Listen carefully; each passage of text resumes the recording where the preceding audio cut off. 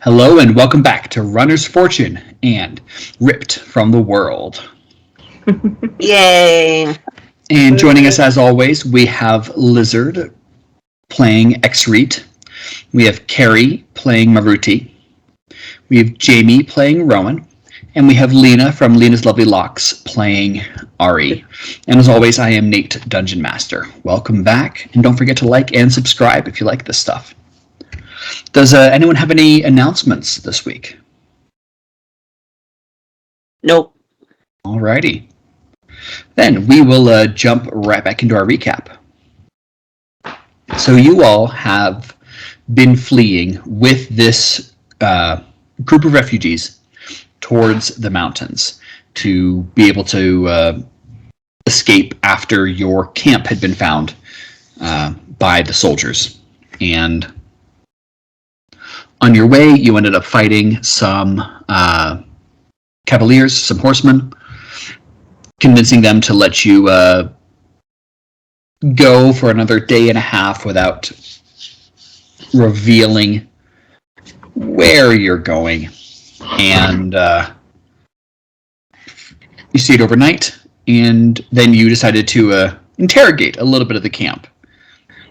You split up to try to figure out where you should go next.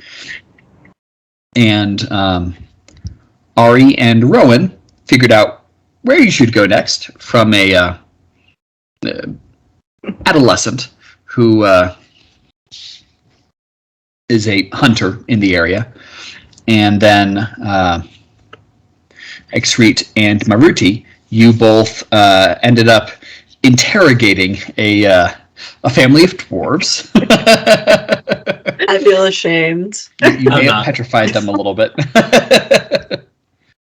And you all met back up, figured out that you need to go to this place called Bald Peak, which is a plateau mountain without any trees on it. You got a general map.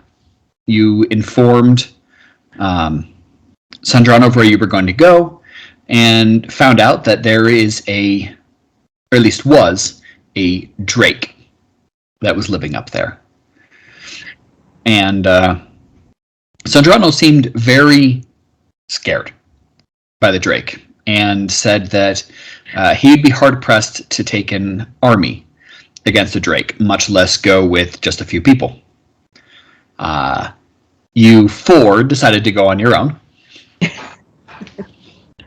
But he did send you with some magical items in the process.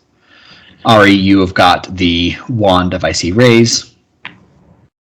Rowan, you have got the legendary Frying Pan. Yes. Xreet, you have got the Magical Stone. And Maruti, you have got the Balancing Totem to try to help you in your fight.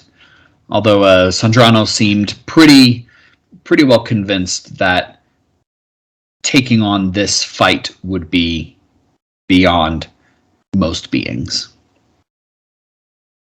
You know that it's going to take you between a day and a half to reach there. And you began your trek. And that is where we left off. Yes. Is there anything anyone wants to do in particular on your route over the next day-ish?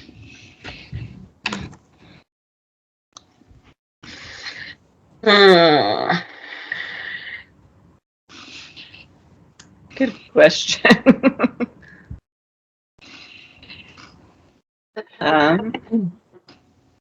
I guess just like practice looking around and keeping an eye out for things and making sure that nothing's following us. Okay. That's a good idea. I like that. I can't think of anything. I'm trying to think of even if there's... I mean, I guess... Because again, I think I have the null magic that's like finding random objects. I suppose I could just look around and see if I can find anything that might be helpful, but I just don't even know what it would be, so.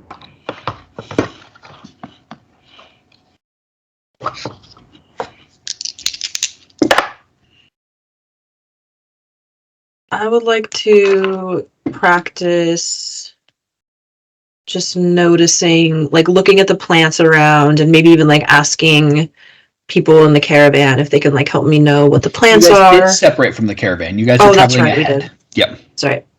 Okay. Well, I'll just like take a look anyway and kind of see like what am I noticing?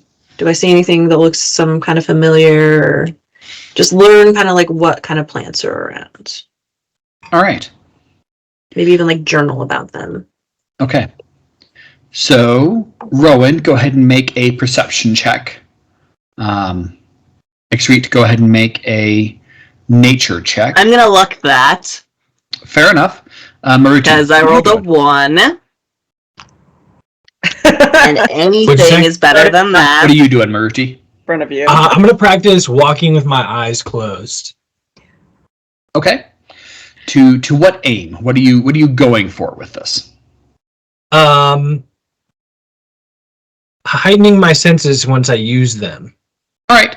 Perception check for you as well, then, please. Cool. 11. Okay. Also 11. All right. Yeah, I'm also using a luck point on mine. Okay. God damn it! No, what the frick? I know what I'm gonna look for. I'm gonna look for shiny things. Okay. I rolled 7. Wait, 4. What was that, Exreet? 4. Nature 4. check. Okay. Sounds good.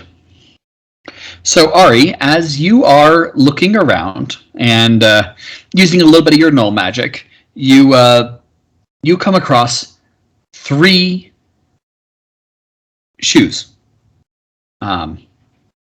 Heeled shoes, beautiful, studded with something, definitely sparkly. 1 full pair and 1 random. Okay. Over the course of the day. Should I add these to my equipment? If you'd like to hold on to them, then yes, absolutely. Yeah, I'm gonna hold on to them. Okay, so 3 shoes. Yes. What would we say guys that would be? We're going to put them as negligible, NA. Okay. These aren't full boots or anything. They're just, Okay. It's like sparkly shoes. like flats that are sparkly. Okay. The Are dice they have all spoken. matching? There's 1 matching pair and 1 not. I'm hoping that this is, I mean, I know it's not a dragon, it's a drake, but maybe it will like shiny things. We come very 3 shiny feet. gifts. That would be hysterical. It's That's my absolutely a logic. fair guess. That's my logic. We're going to fight a drake. Maybe it likes shiny things. I have a pair of shoes. What? I know, but I have them. All right, so over the course of the rest of the day, the other 3 of you feel like you have learned a little something from your time. Okay.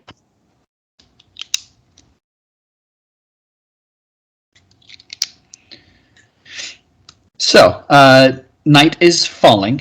Do you guys want to push through the night and arrive at morning, which may take you all a point of exhaustion, or do you want to sleep through the night and then arrive in evening? My vote would be sleep. Yeah, I don't think we should take a point of exhaustion at this point. It would be Agreed. risk.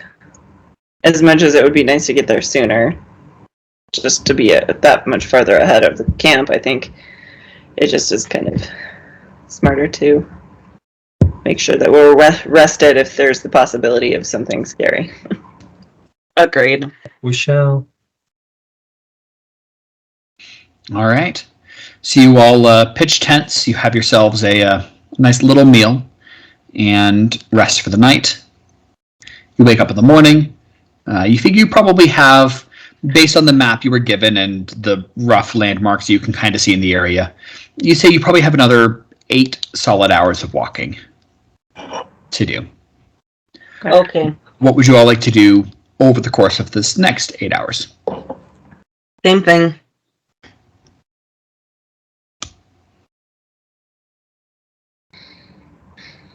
Also, same thing. I'm gonna just keep looking around, seeing what kind of plants I can see. Okay. I'm going to practice walking on my hands. Okay. Not the entire time. We'll say a quarter of the time. Okay. I don't know. I guess I could just do the same thing as well and just see if I can find more shiny things along the way.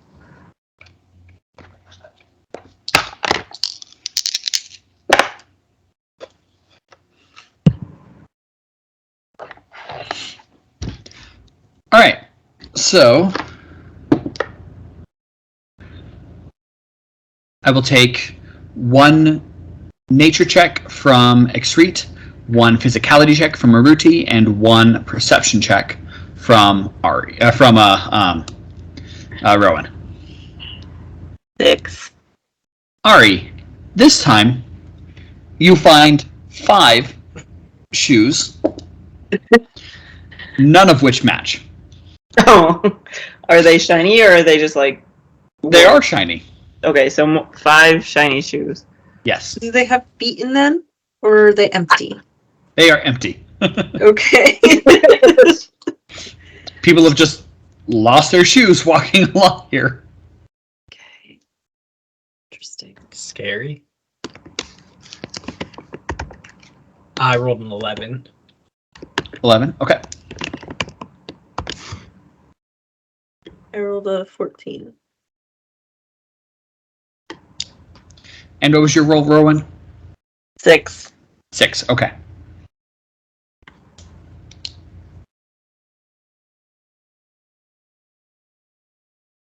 Exrete, go ahead and give yourself a +1 in the miscellaneous column to your nature skill. Sweet.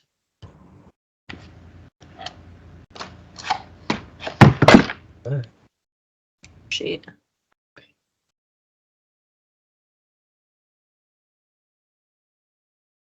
Wow, I feel smarter. All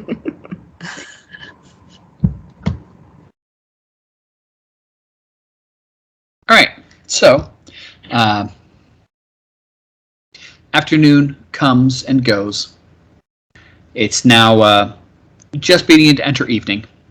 It's about 5 o'clock, and you reach what you must assume to be Bald Peak.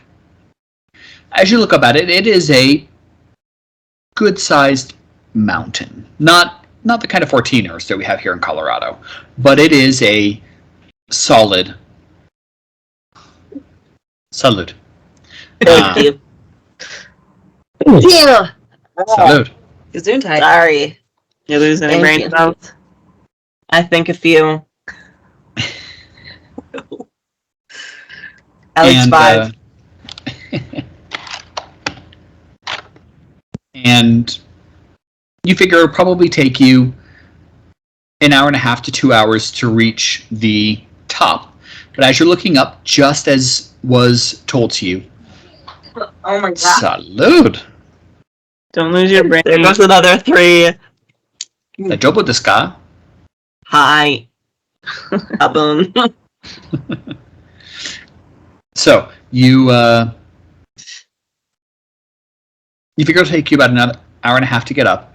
And as you can see, there are trees up about the first third of it, at which point the trees just stop. And it is just some scattered bushes. Up on the top, you can see that it is definitely a plateau. It is shaved. Does not come to a peak. And you can see some light up there. From what, you're not exactly sure, but there is something causing light up there. What color is the light? Orangish. Okay, I would like to summon my shadow serpent and send them up there to go maybe. I was gonna say maybe we check around to see if there's like, is there any sign of a big animal being in the area, broken trees or tracks or anything like that, before we leave the cover of the trees. That would be my thought. Yeah. Are there any smells in the air? They're not other than the general nature that you would expect. Okay, so I'd like to look around for signs of a big animal. Because drakes are big, right? Yes. Theoretically, this is like just dragon with no wings, right? Essentially. A little bit smaller than a full-size dragon, but yes. Right, but in general, they tend to be large creatures. Yes, yeah. So I'm going to look around to see if there's any signs, like recent signs. All right. This. Make for me a survival or knowledge check. Okay, let's see here.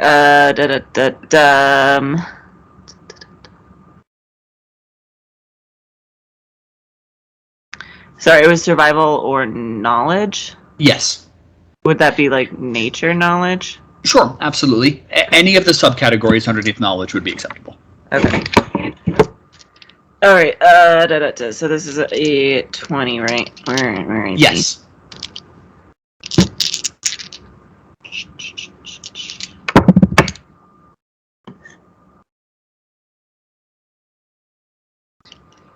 That would be a 12. Okay. Sounds good.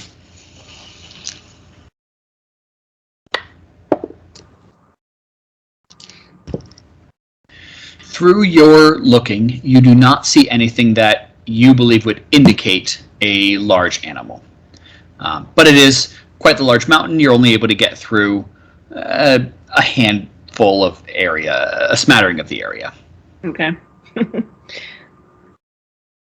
I will tell the rest of the group that, like, I don't see any signs of it yet, but kind of hard to say if that's just luck of the draw, so... Maybe it doesn't come down this far yet. I Yeah. probably need to get through the tree line. What do drakes eat? I'm afraid. I mean, I would think they would eat meat, but who knows? Because this is not, like, something I know about. Yeah. Is that something... We probably wouldn't know that, right? We wouldn't know what they eat. I would allow for a knowledge check to be used here. Okay, I might do that too, then. Because just Go think for of it. it, like, if they're eating something like elk or big animals... Because drakes can't fly like a dragon could. Like, a dragon could go anywhere and steal sheep. But a drake is probably a little more localized. So just trying to... I don't know. Think ahead. Oh, Gila monsters kill with poison. true. Alright, that wasn't a very good one, but that was a 6. Okay. You would assume that a drake would be at least semi-carnivorous, but whether they could survive off plants, you're not sure. Okay. That didn't really help us. Sorry, guys. And next week, Okay. you're sending your snake up, which is beginning its trek. Yes. How about the other two of you? Anything in particular? I want to also just say, like, while I send them up, I'm going to do my best, or like before I send them up, I'm going to do my best to communicate, like, look up there. And then come back. All right. I'm going to spend my time meditating. Okay. I think I'll look behind us and make sure we aren't being followed specifically. All right. Perception check. Hey, that one was a nice roll.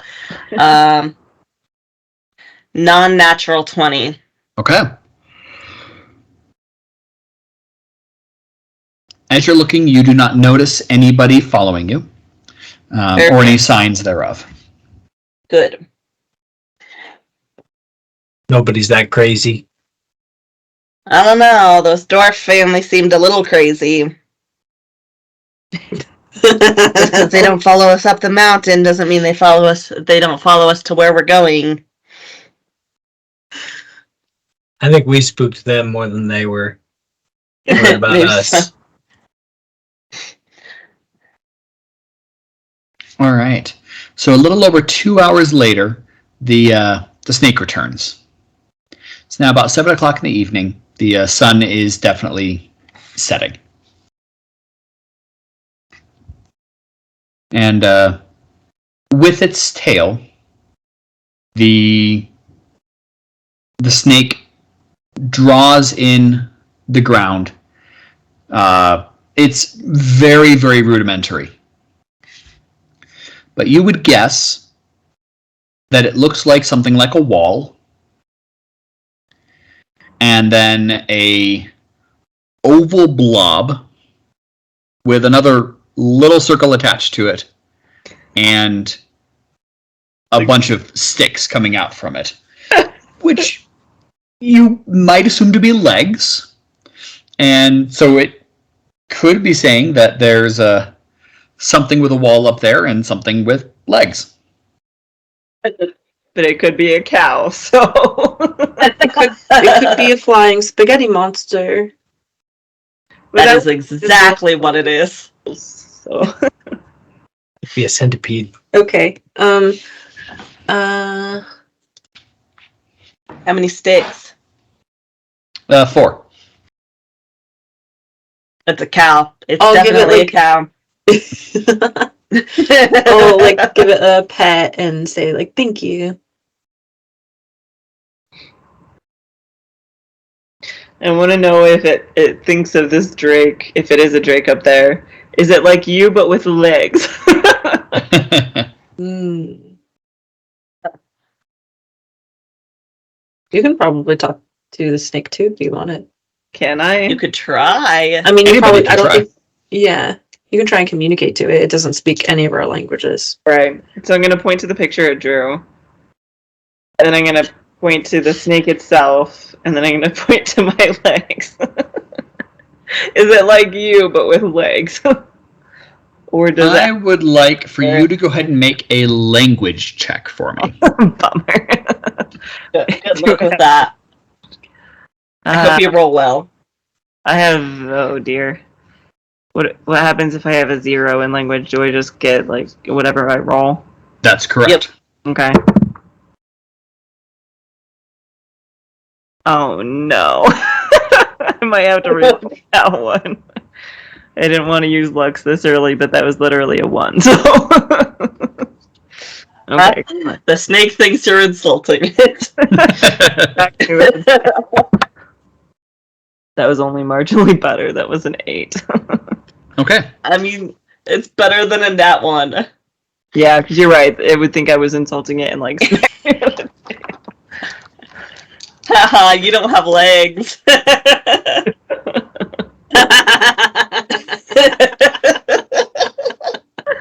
So rude, the shadow snake. I'm trying to be. So the snake's head just Okay. now whether it got your message or misinterpreted it, you're not sure. But whatever it is, it's agreeing with. Well, at least you're probably not insulting. Yeah, it's not mad at me, which is good. I would take that to mean, though, that we should be cautious. Like, that probably means that there's something out there that we should be scared of. I wanna like try and ask the snake like, is it scary or is it like friendly? Like, Okay. Language check for you as well. oh God. But since you summoned it, I will let you have it at advantage. Advantage. Okay, thank goodness.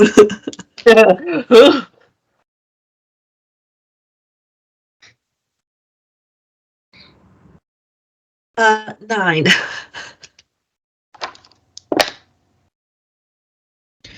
The snake curls down to its smallest size possible. Oh, I think it's scary. Probably scary. It's like hiding, like, ooh. It's either hiding or whatever it looked at was tiny. A centipede. So you're not sure if the snake is scared or whatever it saw is scared of the snake. What I if mean, it's an that's her. alligator centipede? Okay, so here's another question. Do we know if drakes are more likely to sleep at night? Would it be worth sneaking up at nighttime because they're like lizards and they like to bask in the sun, and so it's going to sleep at night because it's cold? Would now be a good time to go sneak up on it to like reconnaissance because it's going to be slow and sluggish and tired and stuff. Go ahead and make a knowledge or survival check, and I will allow for it to be at an advantage since you could relate it to something that you are familiar with. Okay, so rolling at advantage means, remind me. Roll twice, and you can take whichever result you desire. Okay. Typically the higher result, but you, of course, are welcome to pick the lower result if you wanted to.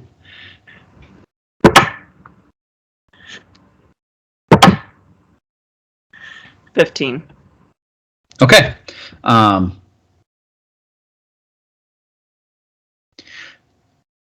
You would surmise that it is probably more alert during the daytime and less alert during the nighttime.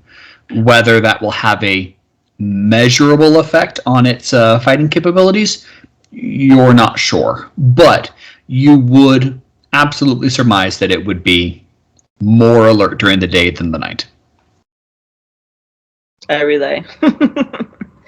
So Awesome. my thought process would be that it would be worth us going up there at night when it's most likely to be slow and sluggish, because we might just, I don't want to say get a jump on it, but at least we would be able to see for ourselves, because we can only glean so much knowledge up into the point that we see it for ourselves. Are we sneaking? I think that's fair. Yes, we are good and sneaky. Well, I will try, but I am not a very sneaky person. Me either. Is anybody sneaky? I don't know, I think I might be. No, not at all. Stealth, right? Yeah, I'm sneaky. Yep. I have some sneakiness. I don't. Well, I mean, maybe so you we're can assuming scout that for us. We're climb at this point, right? To get to the summit? You do have a good climb, yes. Okay. So my thought process then would be that at this point, we could go most of the way there. And then I could sneak up to the top alone so that we don't get clunk, clunk, clunk coming I along. think that might be fair. And then I can see what I see, because obviously I speak more clearly and we can communicate more clearly, and I can be like, yes, it's an effing drake, or no, it's just a cow. Should we tie ourselves together to climb?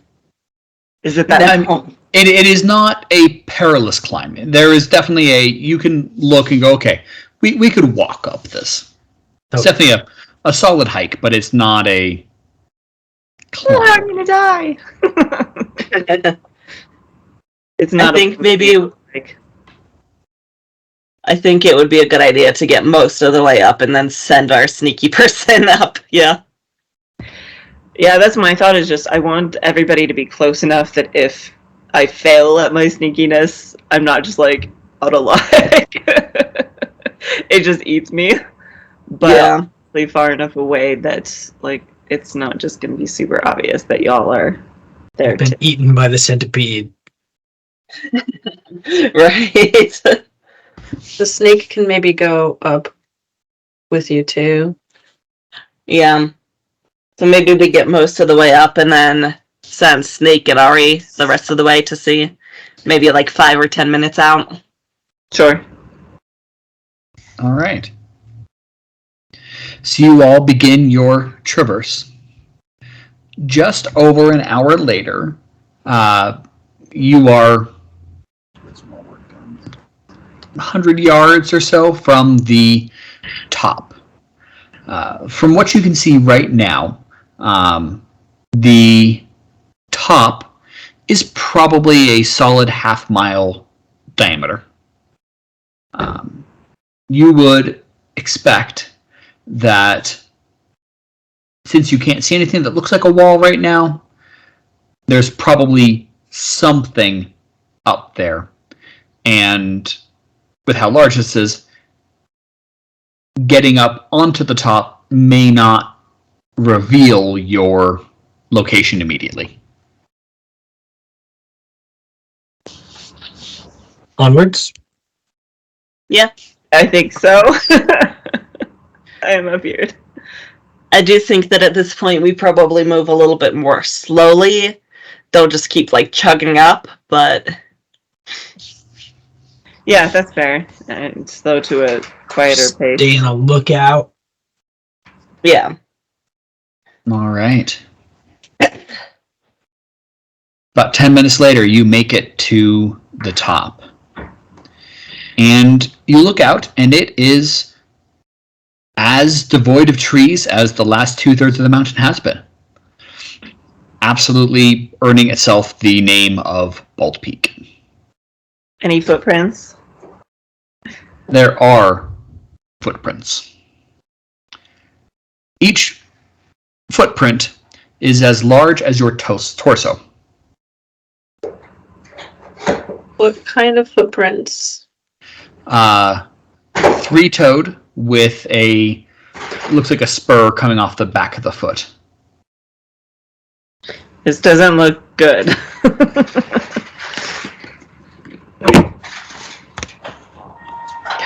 Yeah, that's kind of horrifying.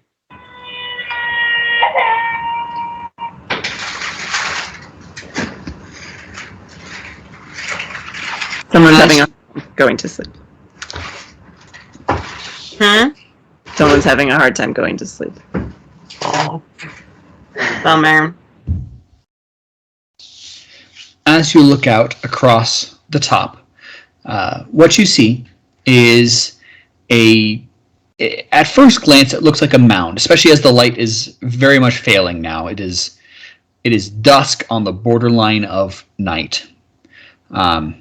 At first glance, it looks like a mound. On second glance, you can tell that it is a large area that is slightly elevated, about 30 feet elevated, in stone. And it is cut out from it. You see a couple roofs poking out from the top, and on the side facing you, you do actually see a gate. Just next to it, you do see a stone building just on the outside. The only thing that you could think of is it looks like a church of some kind. A very old church from, at least as far as design goes. It does not look to be that old as far as this time goes, but from your all perspective, it looks to be an old designed church. It's a couple hundred yards away. Do any of the buildings look large enough to hold the creature that would make the footprints we've seen? From what you can see, no.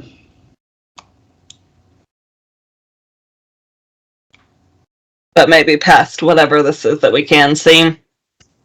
Correct. So it looks like this mound thing goes kind of around what you're looking at, and there may be stuff inside of it, behind that gate. Well, I guess we should get. I mean, how far away did you say this was? A couple hundred yards. We should get a little bit closer and then maybe send Ari to scout.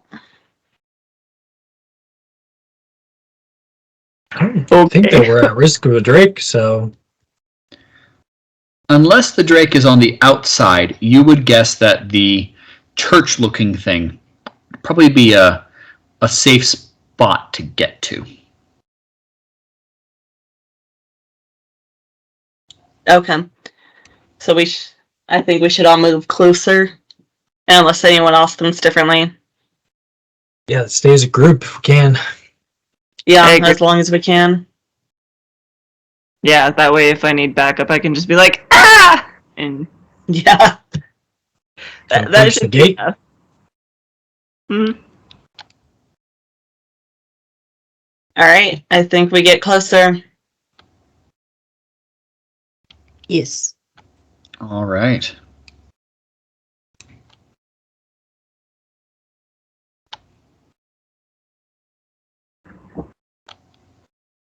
What do you think? Is it a drake? Should we be afeared? What would you do? What would you do? Would you help us? You be a fearsome?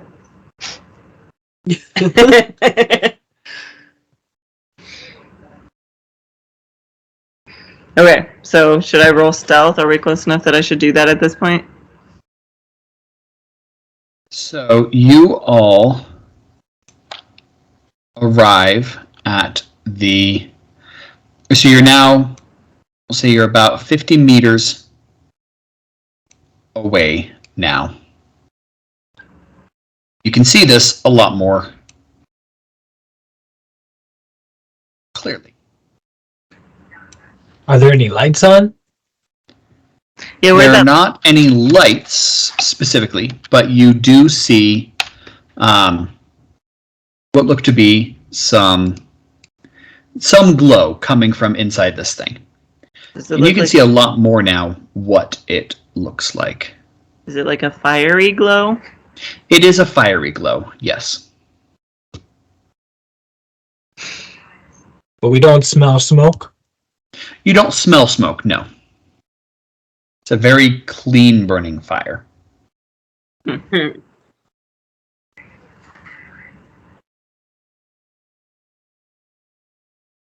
I'd say let's check it out.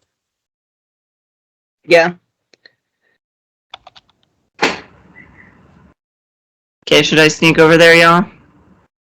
Are you all on Roll20 right now? I am. Yes, I am. If it will load. I was. There it is. Yes, but there's fog of war. Yep. So that's what we can see. Oh, there we go. That is what you can see.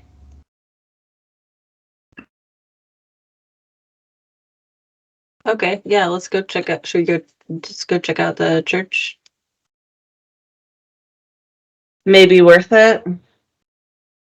Which way did we come from? Sorry. From Probably the good. south, from the bottom. Sorry, mine Okay. is frozen. I gotta fudge with that. Give me a second. Fair enough.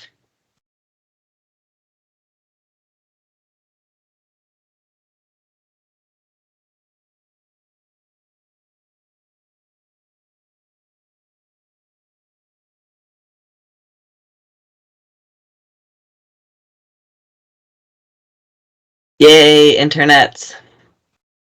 Yes.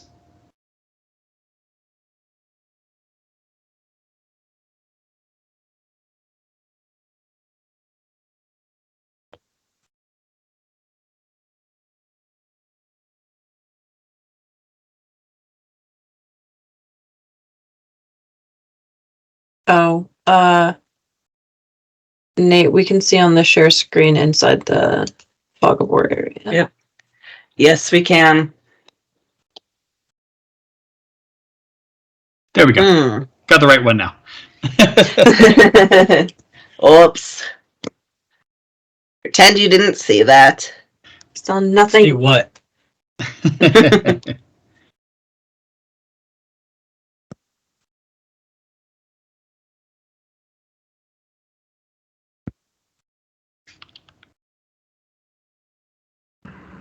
Okay. So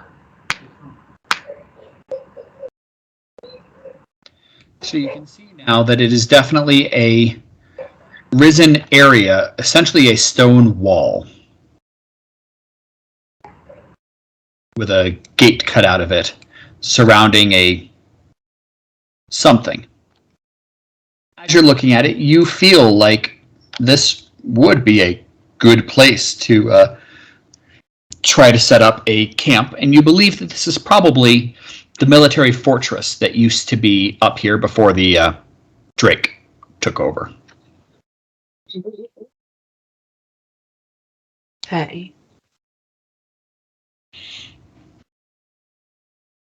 Check it out.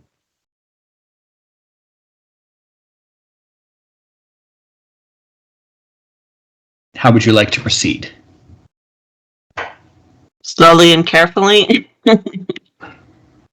All of you going in? Yes. For sure. Can I check if there's any traps first? If there's anything that would give away our presence? Sure. Perception? Yes. 9. All right. You do not detect anything. Okay, we're good. Let's go. I would like to maybe have the snake go just like... Well, actually, I would like to ride the snake in and maybe go ahead so I can like see maybe farther possibly Okay. from being tall. Okay. Got a saddle for that thing? I don't need a saddle. Okay.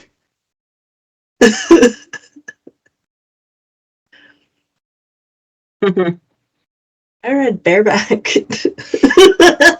So I will, let's get stealth checks from everybody. Oh no. Mistakes were made. Do you also want to be going in? I mean, are we all going in, or are we carefully all going in? What are we doing? Okay. I rolled a 4. I rolled a 15.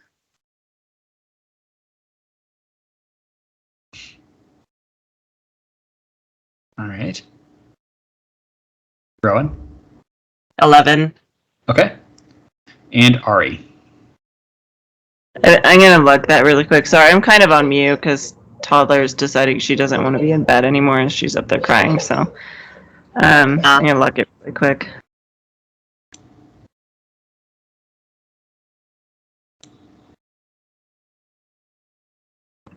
Okay, so I got a 12. Okay.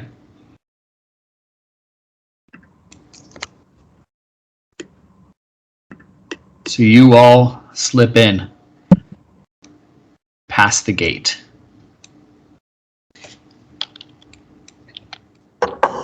A large camp area with some permanent buildings built in.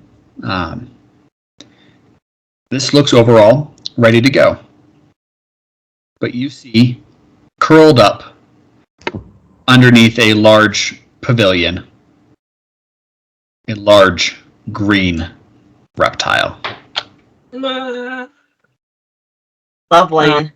Dear. Oh boy, that looks pretty big.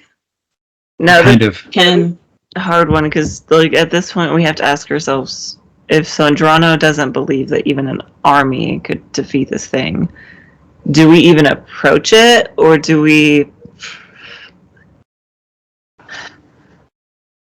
I mean, could we roll and see if we can tell what it is? Because if it's not a drake, then we might be okay. Because But if it cleared out an army camp, yeah, but who knows how long that thing specifically has been here. I guess that's the other thing to check is like what is the health of this creature? Does it look like it's young and strong and healthy, or does it look like old and decrepit? Yeah. All right, go ahead and perception, survival, or knowledge. From anybody who would like to take part in this. I will take part. I will as well. Sorry, am I the one rolling? Anybody that would like to take part in this, do so. Oh, okay. And we're doing, you said a knowledge check? Perception, knowledge, or survival. Okay. I got 10. I also got a 10. And mine was perception. Mine's knowledge. This might have to go in dice jail because my dice keeps rolling like super low. Oh no.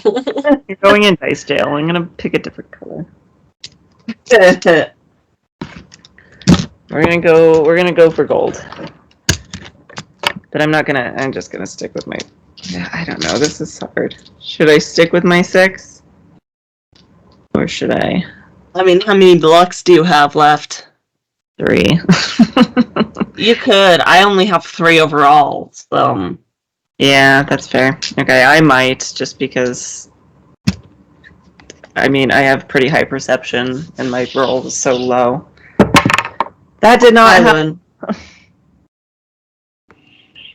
My How dice big is this thing? to me anymore. So now I have an 8, but that's at least marginally better. So Yeah. ba-dum-bum-bum. It is about 30 feet long. Yay. You can't So- quite get a good height because it is laying down, curled up. Maybe But we could sneak any into of the our- building.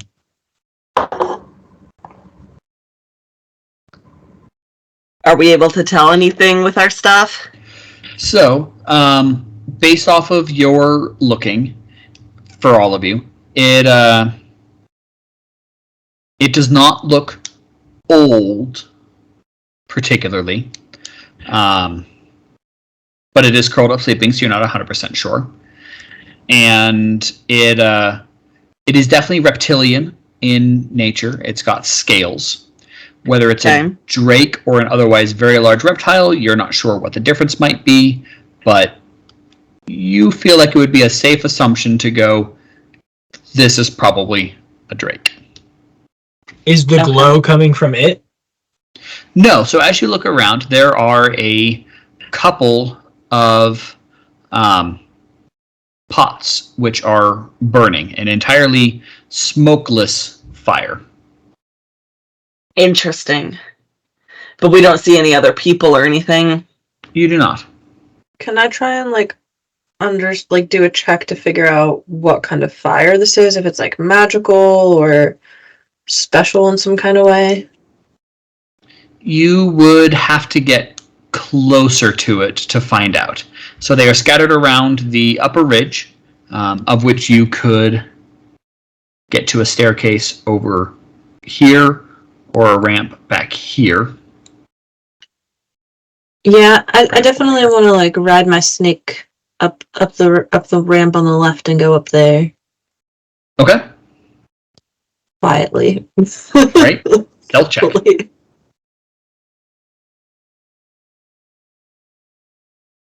19. All right.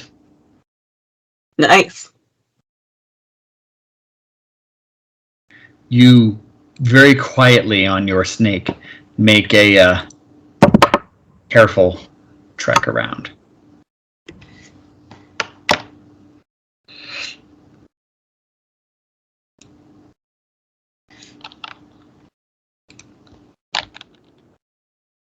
What kind of check would you like to make?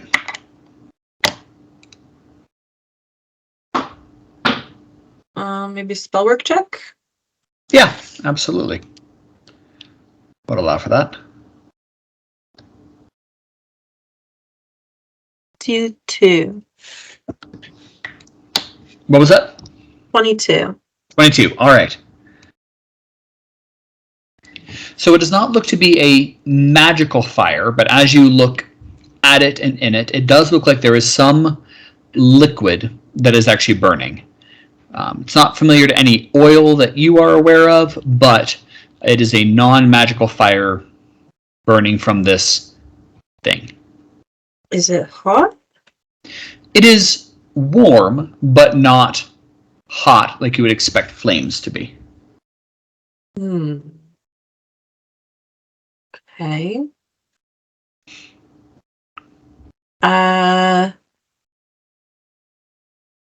Can I try poking it with my finger? Absolutely. Poke. Are you poking the flames themselves, or are you going in and poking the liquid? First, I'll try poking the flames. Okay. Your finger warms just a little bit, but otherwise there's no pain or anything else associated with it. Alright, I'm gonna slowly put my hand in it. All right. You dip your hand in, and as you pull it back out, it is coated in this liquid, which does light on fire as you pull it back through the flames. Oh no. Your hand is on fire! It is a minor tingling sensation, but you wouldn't think you're on fire if you weren't looking at it yourself. It doesn't hurt. It does It not just hurt. tingles. Just tingles. Okay. Interesting. I would like to fill my water skin with it. Okay.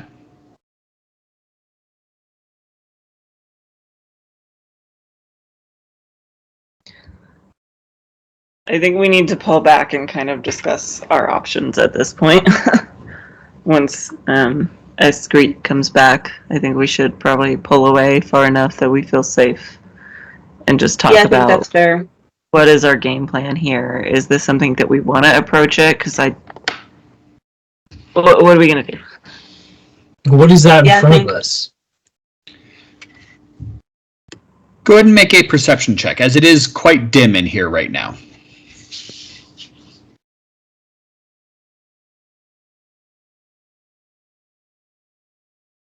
Seven.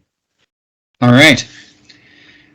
What you can see in the very quickly fading light is what you recognize, what you all recognize, to be a cannon with cannonballs.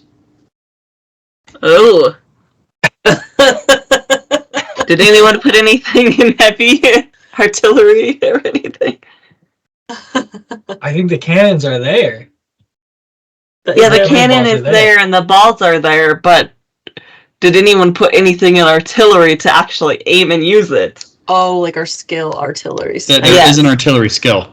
Oh boy, no. I do not. What's an artillery skill?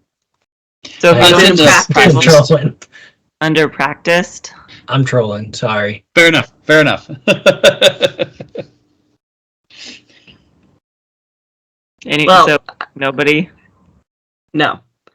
Bummer. Now, this doesn't necessarily mean that you can't use it. You're just not exceptionally adept at using it. Yeah. Well, I do think it might be a good idea to like cluster together and decide what we want to do. I bet if we're quiet, we might be okay. But we can also go outside the wall if you want.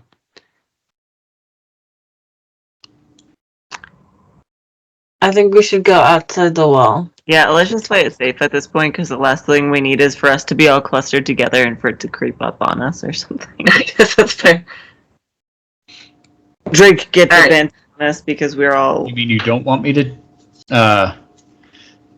chain lightning? Chain you all? lightning it? No. That You sounds don't want me to scary. use my favorite spell? No. Don't know. We're gonna deny you. Aw. So Uh-oh. it doesn't look like you Uh-oh. can get in that building. Is Ryan okay? I might need to step away for a minute. Okay. Give me just a minute, okay? Yeah, not a problem. Okay. Was that loud bang from Lena? Yeah. Oh. And then Ryan yelled fuck. Oh. So Oh, is that what that was? that's what I heard. I was like, I heard the bang, but I didn't hear anything else. I heard the bang and then a sound that sounded like a voice, but I didn't hear what. Thought it was So- a bark.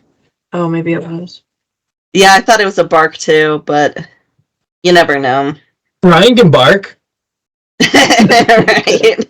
I'm gonna take this opportunity to use them. Water. That's fair. Fair enough. Liquid Yeah, water. we'll take a short little break here. And welcome back. So, you all are back outside of the camp area now.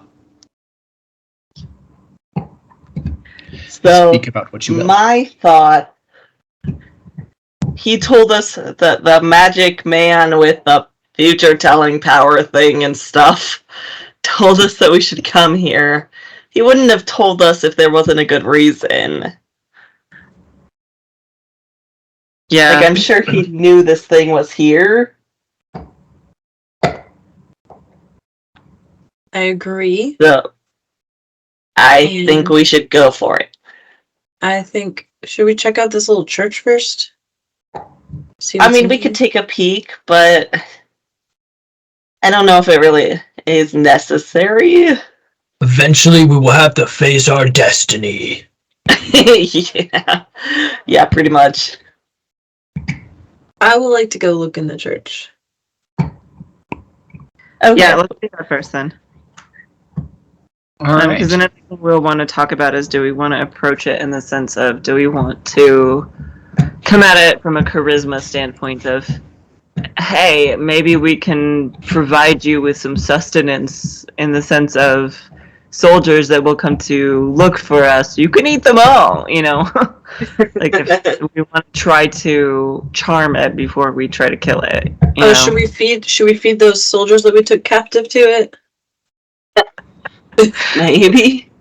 Because there's always a chance that it's like got a vendetta against these people too, and maybe that it's meant to actually be here to help, you know, defend us, and that was the intention, was that, like, I don't know, it was just the thought is maybe we should try just talking to it before we just go full on battle axe rage on it. Real quick, can I do any kind of check to see how long I think it'll take for the rest of the caravan to reach us? Oh, good point. So, based off of what Sandrana was saying, they should be about a day behind you. Okay. Did we tell them Yep. to wait at the bottom of the mountain? I don't think so. They're not going to come up to the top, right? I would hope that they would wait for us out of sight, but I don't know. Sandrano might be smart enough in his party, but the rest of them might just want a place to rest. I mean, I think we should probably deal with this as quick as we can so that it's ready for them to show up, or we can go down and tell them, no, this is not a good place. Like, we can try and go and be all charismatic, but my concern is that none of us will speak its language. Fair. I mean, it doesn't hurt to try, I guess. Like, just have one of us stand a little closer and see what language it speaks, if we understand it or not. And then if it's like, sorry, we can't communicate, Yeah. then we just take it out. I mean, that might be why the cannon is there as well, is just blast it with some cannon fire. But yeah, let's look church first, and we can all kind of think about it, see what's in the church, see if there's anything that might be helpful one way or another. Sure. Is there any check I can do while they're doing that to see if I know what kind of language this might speak? Sure, go ahead and make a language check for me at disadvantage, seeing as you don't know all the languages that exist in this world yet. Didn't we talk to Sandrano about this? You did, actually. Actually, That's a I good believe question. I forgot an entire thing that happened. We're missing someone. You are missing somebody. Oh, we are. Yeah, we brought Floris with us, didn't we? You do have Ploris with you, who speaks Draconic. Oh, shit. Specifically because he speaks Draconic. Specifically because he speaks Draconic. Oh my god. We were thinking ahead. Look at you all go. I have failed you, I'm sorry. Did he fall behind? Now, to be fair, it's been like a month, but well, Yeah, not quite, 3 weeks. Well, 18th was the last time we played. But still. Yeah. No, fair point. I'm glad that you remembered that. He struggled to get up the mountain. He just reached the top. I don't trust him. Or maybe he got detoured or something. But He We can go with that. He got distracted on the way and just barely reached us. Sorry, I don't I trust saw it people with shiny. capitalism. All I heard Alright. was capitalism. That was the only part of that conversation I heard. Okay, so Ploris. Yes, you've got Ploris with you, who speaks Draconic, because none of the rest of you speak Draconic. Right. okay. All right. Have you ever spoken to a Drake before? I guess that's a good question. Would he know if this is a Drake or not? Could he give us that information? Yes, he would actually absolutely know if this is Drake or not, and he does confirm. Yeah, that's a green drake there. Alright, bro, what He's like, you guys are dumb. Why haven't you talked to me yet? We've just been ignoring it. I've been standing here waiting for you to speak to me for like the last 3 hours, and I even said a couple of words, and no one acknowledged me, so I just shut up. Hey, you were being way too quiet. Next time, speak up, boy. I thought we were being sneaky, so the drake didn't hear us. Yeah, that's I don't know. That's what we're gonna go with. Well, I like it. So we all just kind of thought, and he's just like, ah, and then we talk over him. He was just being way too sneaky. He was so sneaky that the rest of us didn't notice, even that he was there. All right, so maybe we should still go check out the church. I think that Escreed is right on that. Is just see if there's anything that might be of help to us. At least quickly. Yeah. Whether it's, documents that maybe. Gotta check the church. Yeah. Okay, we go check the church. Okay. All right, so you all head into the church, and it is dusty and covered with cobwebs, but otherwise in decent repair. It does not look like it's been abandoned for long. And there is an altar with a holy artifact of some kind sitting on top of it. Maruti, would you like to go take a peek? Yeah. Let me check this out. So as you begin to walk forward, you, Maruti, feel drawn to it. You feel like this is important to you. I'm gonna pick it up. All right. You pick it up, and it feels warm in your hands, comforting almost. And the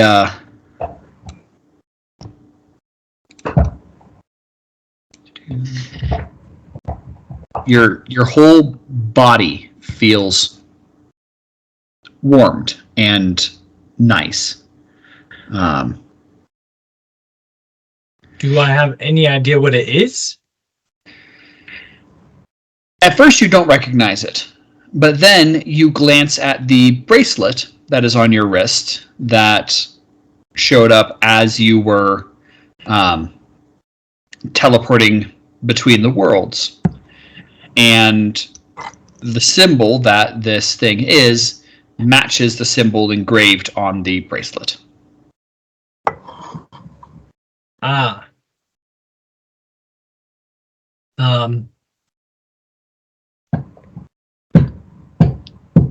I'm feeling warm. Yes.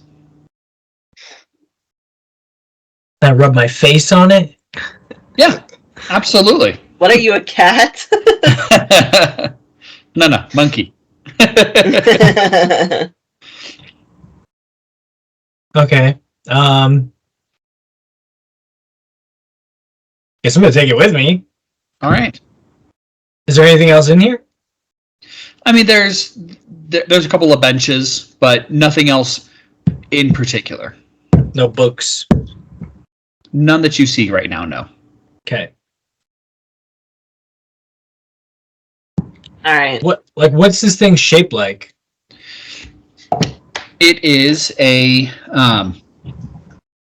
gold, first off, and it is so it's got a stone stand with 6 stalks of wheat coming out of it, and an image like the sun above the wheat.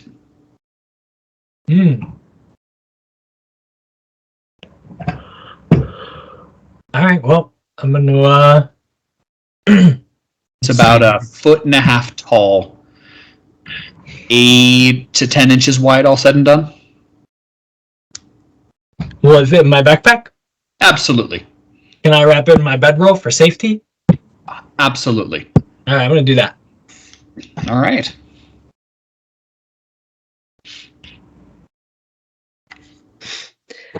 Well, I think it would be a good idea to go back and figure out how we want to deal with the Drake. Drake. Polaris, what are our chances?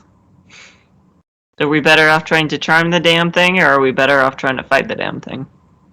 I've Think never about- known a Drake to be sociable enough to listen to more than a few sentences before trying to just get its next meal. What if I show it a shiny shoe? Unlike dragons, drakes are a little more interested in their next meal than in bubbles. Well, what if we do something like the rest of us try and get around behind it and you try and distract it? I can distract it. Shiny! Look, I Why even would- have a pair Oh, of get behind it to attack it? Yeah. I mean, like, if it decides to listen and try and, like, be friendly, then maybe we can talk to it, but otherwise, we can get ready to attack it from behind and someone can distract it, and the rest Maybe of us the- can be ready to attack. Maybe the distraction should come from behind, though, since the cannon is... Mm. I'm Are gonna you do all both. seriously thinking about... You're really thinking about attacking this thing? Yes. I mean, do we really have a choice, though? Yes, We, find a new mountain. Now, Well, the a magical man who can see the future told us to come here, so I'm inclined to believe he told us to come here for a reason. unless you know of another bald mountain. Can we like save game and like come back if we die?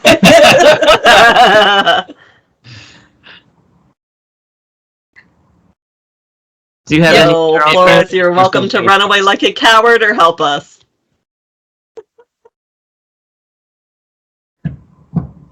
You know, I'm having flashbacks. I'm having flashbacks to a time when Nate ran a game several years ago where he told us about a Tarask, and I was like, let's attack it. And he very strongly was like, oh, you know, it's very scary. It's very, very, very scary. And then we Nah. decided not to attack the Tarask. We were like level 1. And to be fair, How about insight check on Flores to see if he's just being a coward? okay, that's a good idea. Yeah. 18.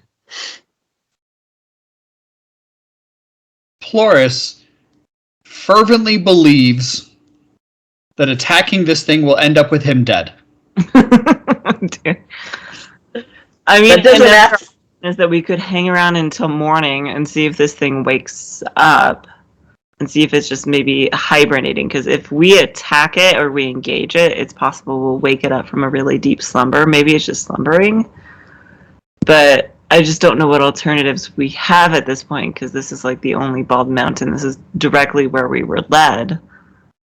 I haven't So searched the other buildings, though. I mean, if you want, we can definitely go to like this one in the middle and see if there's anything in there that's worth looking at. But Now, as you all are thinking about this as well, it comes to your mind that Sandrano and many people from the group have already commented on your predisposition to seeming to be more powerful than super badass. And Sandrano did, when you were talking to him, say that if any group of 4 was going to be able to take down a Drake, it would be you 4. You did say Fair. So, we're special. as much as Flores is very against this idea, Sandrano thinks we can do it. maybe or maybe well- not, you all may be better than Flores. All right, Flores. Listen, if we die, You go back and tell them to turn around and leave and get to safety. Is that How are pushing you, man? Flores with the fight? Huh? Flores, can you shoot a cannon? Yeah. That's a good point. Yes. Yes, I can shoot a cannon. Well, there's a cannon with a lot of cannonballs there. If we distract the damn thing, can you shoot it with a cannon? I believe I probably could. It'll take me, I don't know, probably 30 seconds to get it loaded. That's a lot of turns. Well, but we can also try and be stealthy and not At least the necessarily first time.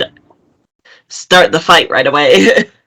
Yeah, I mean, again, we try to charm it first. Though I guess with Sandrana, or not Sandrana, Flores being the only one that speaks Draconic, so even if we try to negotiate with it, we would need Flores to do that. We each have rope. We could tie up its legs. Yeah. Do you think we're sneaky enough for that? I mean, if we can get a it might couple of be- sentences in. It might be tired enough to this late at night and stuff. If we go late at night or like something, it might be just enough that it's not expecting it, and we can surprise it while we're wrapping it up with our ropes. What if we like capture an animal of some sort to like feed to it that'll like distract it? Are you all still Poor inside animal. the church right now, or did you leave the church? I think we're back right outside, like where we were before. Okay. Perfect. We never discussed it, but But do you want to still be in the church? it might be a safer place to plot. I think it's a safer place to plot. Okay.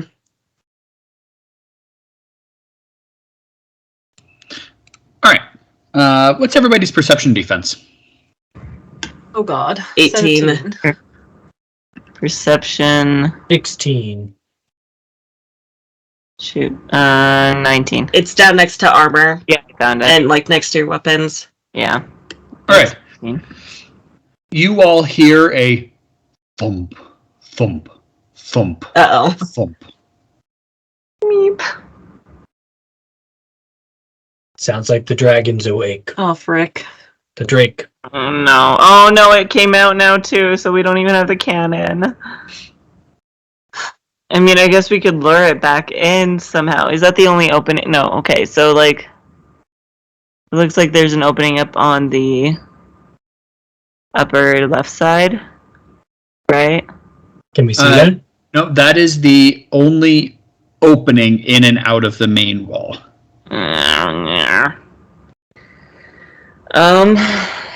Shoot.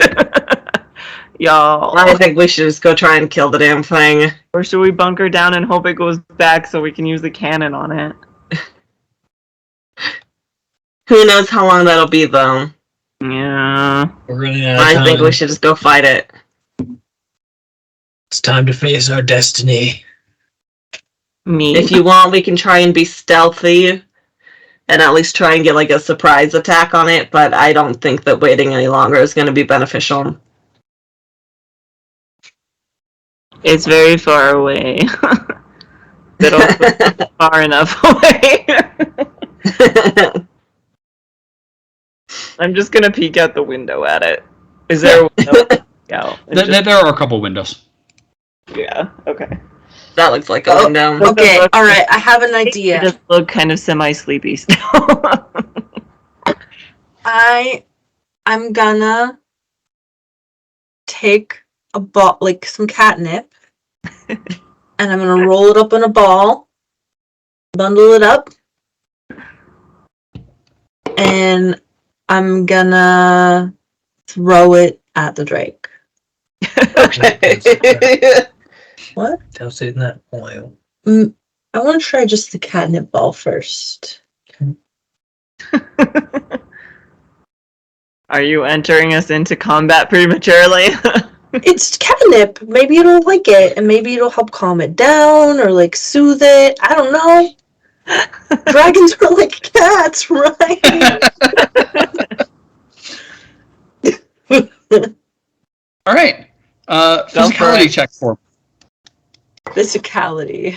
All right. Yes. Or you could ask one of us to do it for And you. your throw. It is awfully far. I mean, I think that You was should what, throw 95 it. feet. Okay, I'll throw 95. it. Rudy's gonna throw.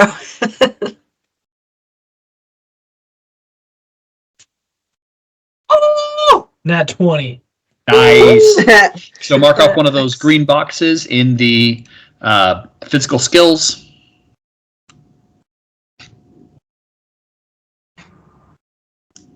Nice. Where are you aiming for on this Drake? The nose. Oh, yeah. All right. Boop it in the snoot. So the Drake just started to turn away from you as you throw it, and it soars right past, just over its eye, and just boink, right off the tip of its nose. It Feels like Pokemon Snap out here. and looks around a little bit at the ground. Looks around a little more, sniffs, straightens up a little bit again.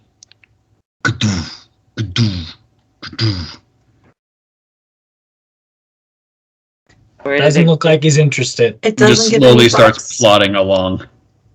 Wow, fine, okay. Doesn't even care about my cannon. Okay, should we try to sneak up behind it then at this point? So my suggestion at this point is, since it started walking away, let's keep an eye out, watch for a couple minutes, see where it goes. If it goes back in, then we can follow it. If it goes somewhere else, then we can plan our steps from where, like, it might be going hunting right now, and we can get in place before it shows up. Yeah, that's fair. So I think All right. we wait a few minutes and see where it goes, unless anyone has any objections. That's fine with me. Stalk the wild beast. All right.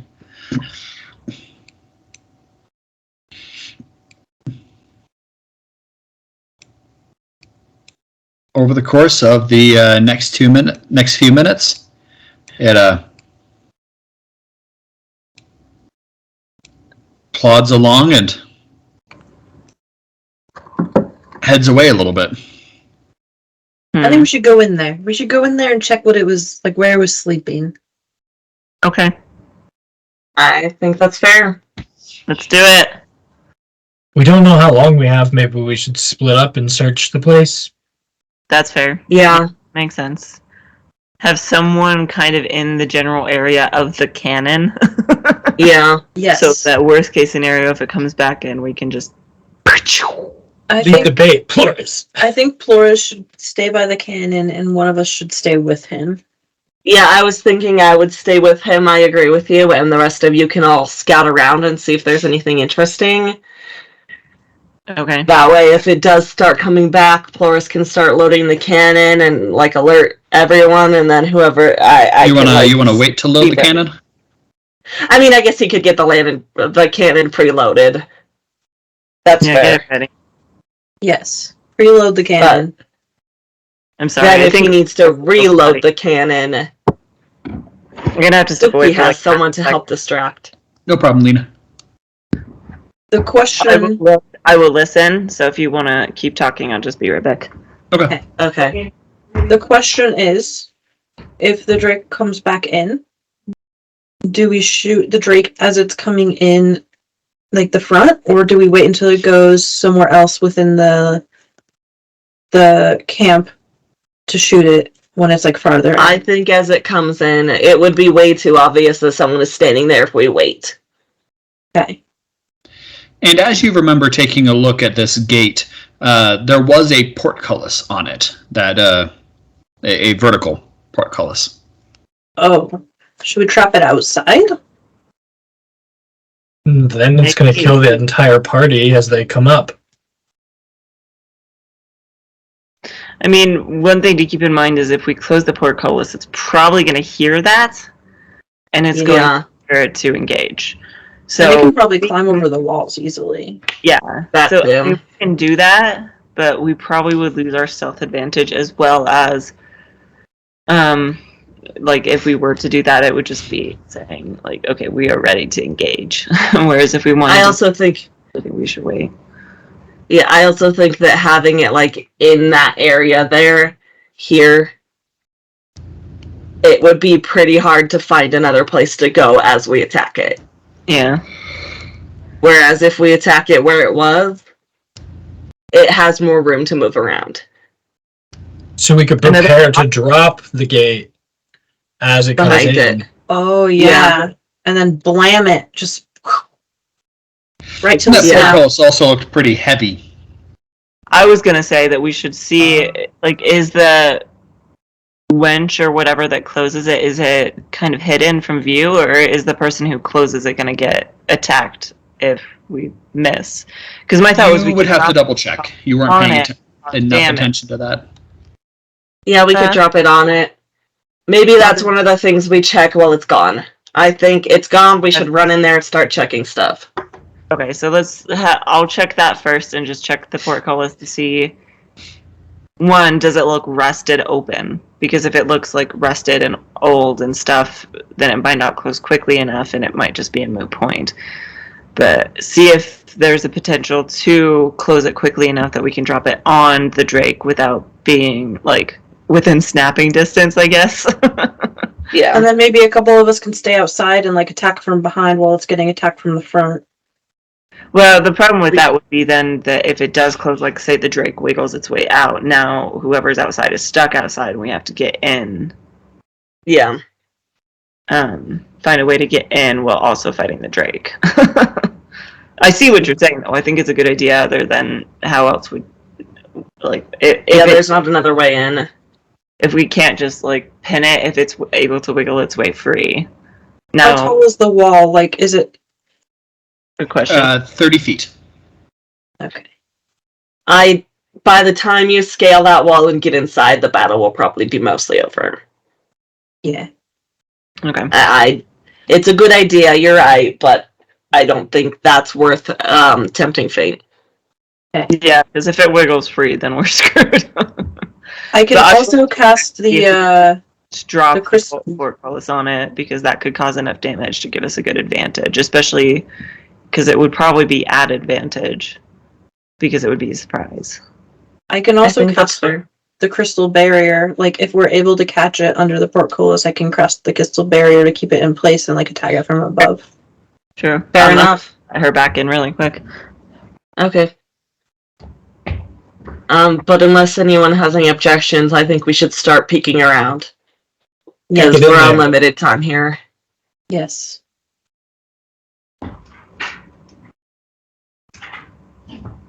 All right. So, you all run in quickly. It is not in sight right now. So, Okay. You feel pretty. How rude. How rude. Okay, sorry. You feel pretty confident in its in your ability to not be seen at the moment. Okay. Sneak, sneak. So one of us then should stay kind of by the portcullis in case it starts to, or maybe just in that general area. We should check it. Like you said, I think it would be a good idea to start off checking it and seeing where is the lever, is it rested? Okay, I will check that then. I think we should get Ploris over to the cannon. Yeah, okay. Maybe we could find some food to leave in front of the cannon. Yeah, we could pile some food, like right around, like the tunnel-ish, like this area in here. If my ping will work. Yeah. Sounds good to me. So, who wants to check where? Lena, you said Arya's gonna check over to see where the... I'll check the portcullis, where the lever is, what state it is in, and if I think it's safe to ka-chunk. Okay. Maruti, where would you like to check? I'll go looking for some food. Okay. I'm gonna be kind of... Where would you like to look for the food? Maybe start in that center building. Okay. I want to be over by the. Oh, gosh darn it! Sorry, my roll 20 just went down. I want to be over by Thoras to be ready to fight if I need to. Do we need somebody to check the platform to see if or where it was sleeping? The drake was sleeping. I think me and Snake can go over there. Okay. All right. So, Extreet, as you get over to where it was sleeping, the ground is littered with bones. You see no less than 20 humanoid skulls, and then a whole slew of other larger animals as well. Nice. Okay. Ploris starts loading the cannon, starts getting that set. Rowan, what are you doing while you're there right now?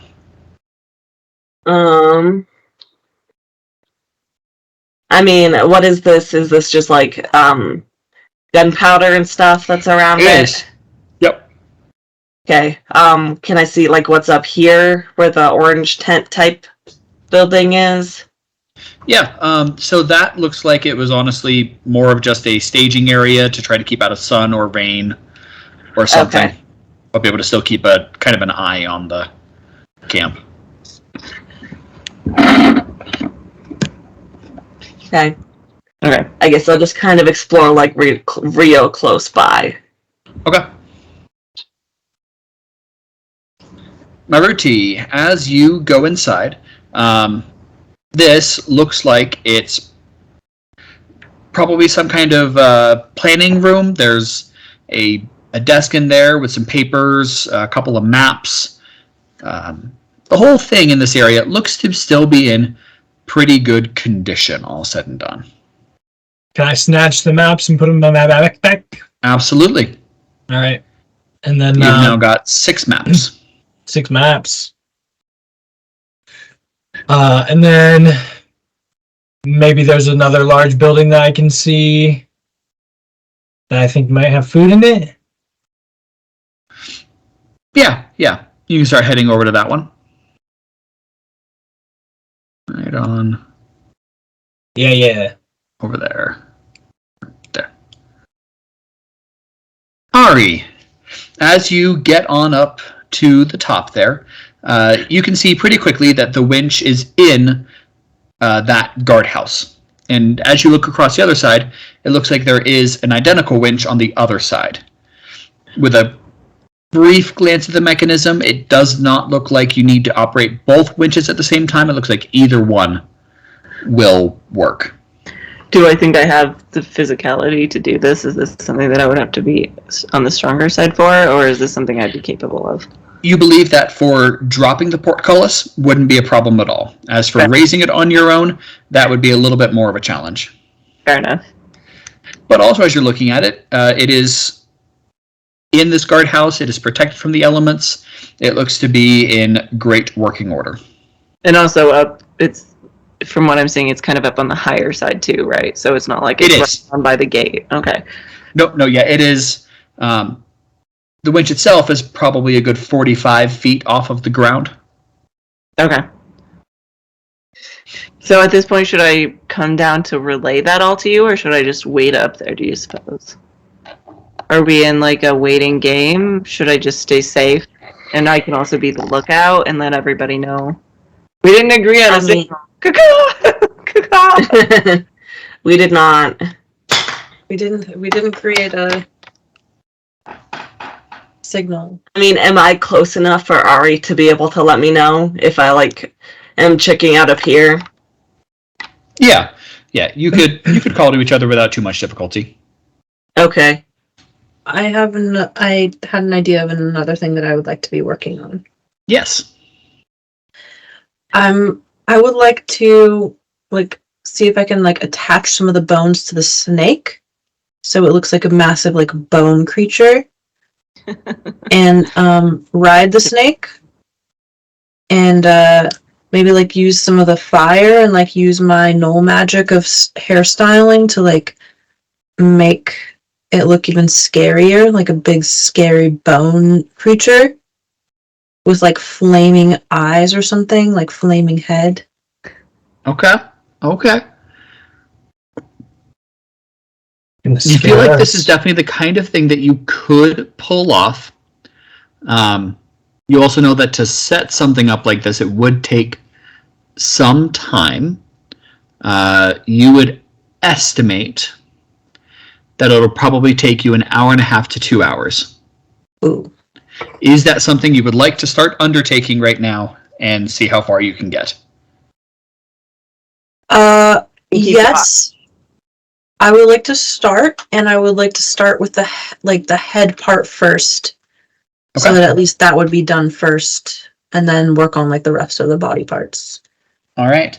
I would like for you to make a craft check to work on this.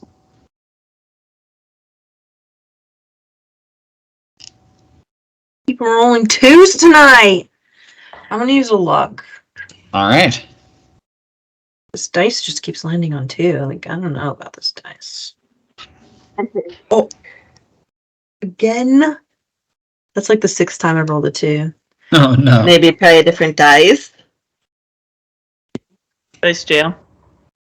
That's so light. 11. All right. You start working away on that. Maruti, you slip into the next room. Or actually, that's the one you want to go to. So you slip into the next room and go through a little hallway, and in the back, you do find a storeroom. Ooh. There is 23 kegs, Woo. barrels, just sitting racked up along a wall. There's crates, and looks like there's some provisions. You see some cheeses, you see dried meats, vegetables, a whole bunch of stuff. You're not sure quite whether you would trust the vegetables or not, but everything else looks to be in a pretty edible order. I'm gonna eat some of the dried meat and then carry as much as I can out to set for the trap. All right.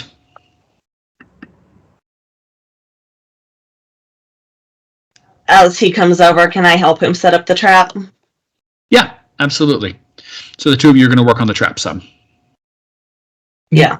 Maybe we should put some gunpowder under it. I don't know if that would do much. We'd have to have somebody who could ignite it and bomb it. Yeah. I can Does use, anyone have that? or maybe a spell that I have called Purging Flames or Eldritch Beam.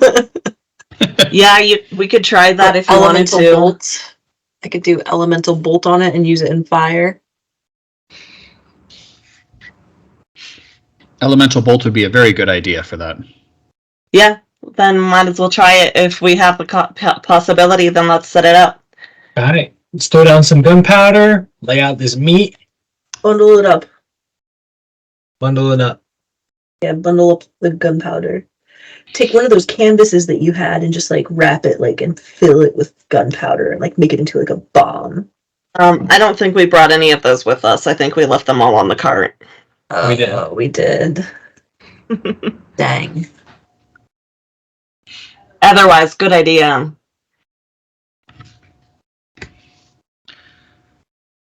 Ari, what are you doing right now? Probably just kind of keeping a lookout, trying to see if I can even see the Drake now, where it went, and things like that. Okay. Yeah, be ready for it to come back.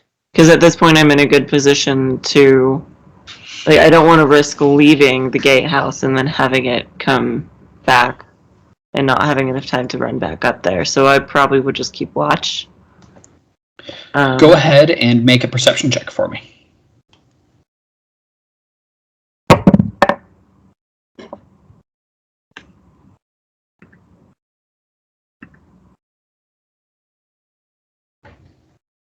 $15. Okay.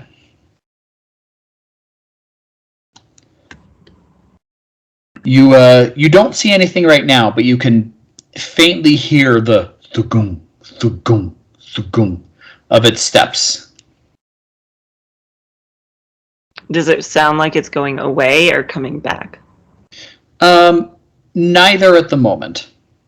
Okay. Yeah, I mean, I'm just going to keep an eye out. Again, I'd rather just, I think, unless anybody else needs me for something specifically, I'd rather just kind of be up there hovering so that I can give everybody else. I mean, like, it just, I'm sure if I were to go, caca, everybody else would be like, ah! It must be time. I feel like we're like a group of gamers, so like we know the sounds we each make when we're in trouble. I mean, that's probably true. What's the sound of a potato? Because I mean, I could just go, potato! I like it. Potato!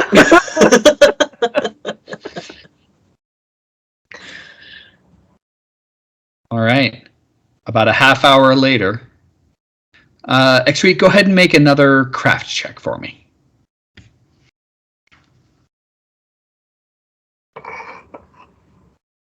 Three. 3? Yep.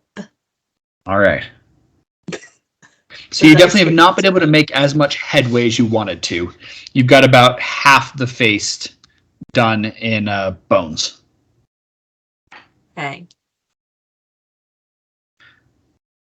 But Ari, you definitely hear it coming back, and you do see it is approaching. Potato! Potato! Potato? Oh no. I think that's Ari's voice. I guess we get into place. Yes, I'll go ahead and put some of the liquid fire stuff on the face of the snake and jump on its back. All right. I'm just preparing myself to drop this thing. To drop this portcullis. Yeah, I'll be near Ploras, just ready to protect him if anything gets close.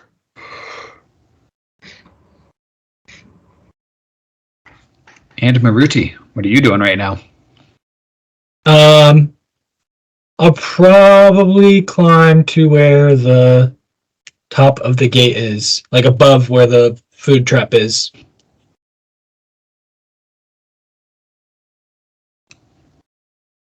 All right. It continues plodding along. Thugum, thugum, thugum. I'm gonna come a little bit, like we're gonna come off the platform and come a little bit closer, like 30 feet closer. Okay. I'm gonna have my frying pan ready. Frying pan! Heat it up. I'm prepped. I'm ready. Let's do this. I'm just too excited. I will say a small prayer.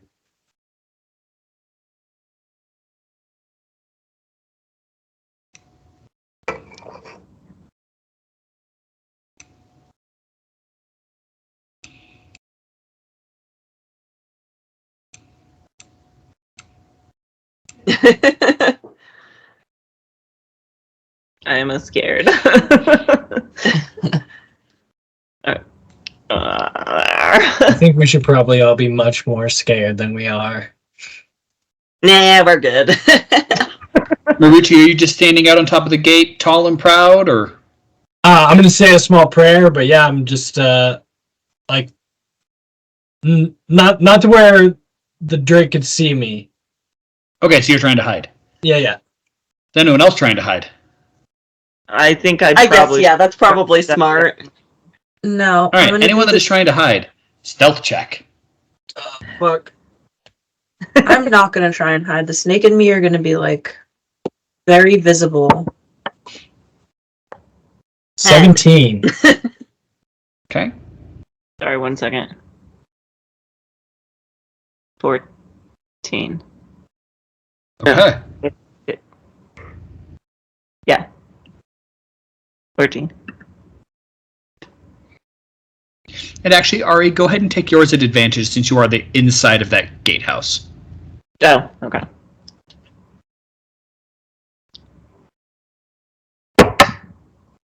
Oh, that was much better.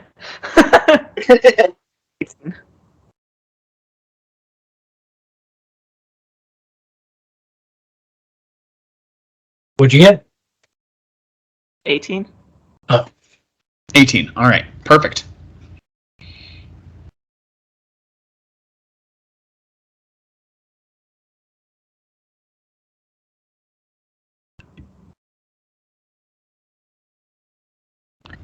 Ka-dunk, ka-dunk, ka-dunk. Is anyone doing anything right now? I'm just waiting on Nope. bated breath for it to go underneath so that I can... Can I... Deep breathing. No, I don't have anything that's ranged, so no. I'm going to hold my breath. Dunk, dunk. And it stops there. Its head raises.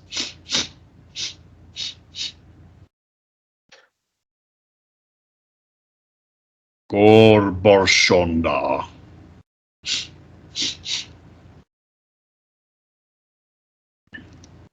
Gorbordonsha. Side-eye to Ploras.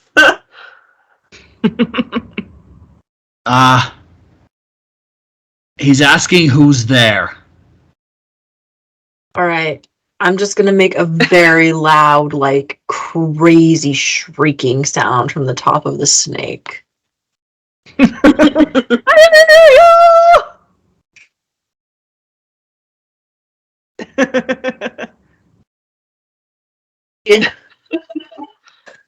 I'm just gonna go, tasty meat! Tasty meat.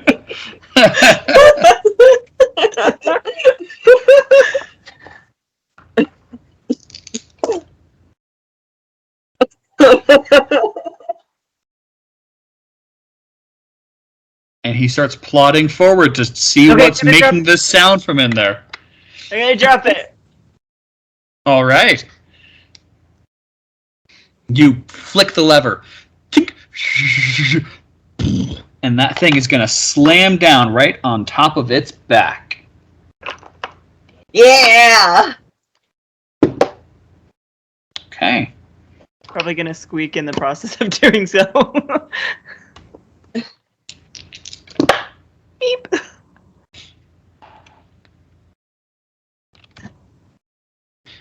And with that, I'm going to need everybody to roll initiative. Bum, bum, bum. Nat 20! Oh-ho! Oh, that's a 7. Do we do anything for initiative?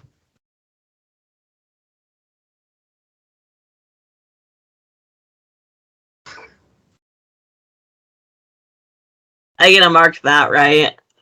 Yes, you do. Yeah. I rolled a 12. I rolled a 9, and I'll be right back.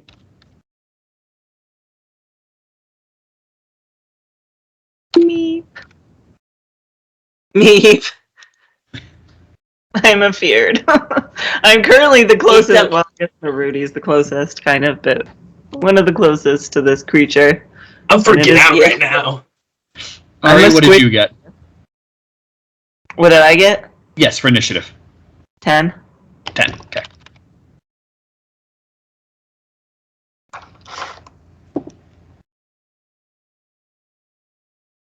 I am a squishy. That's a good roll for Ploris. You're also probably like 20 to 30 feet up, though. Yeah, but if it starts thrashing, there could still be some collateral damage. True. I should have probably dropped the portcullis and then run. Try to get kind of around a little bit. Though I guess at this point it doesn't, well, I guess it maybe could guess that I'm up there, though. It's not sure one way or another if I'm from one side to the other, so maybe it gets some slight damage. I don't know. I'm afeared. Well, and you guys are going to get a surprise round for this. You will get to act. All of you will get to act once before it gets to. I guess Perfect. And fair. I didn't quite expect. Yeah, it was there, but I didn't know that this was quite as aggressive a prey as we be. Yeah.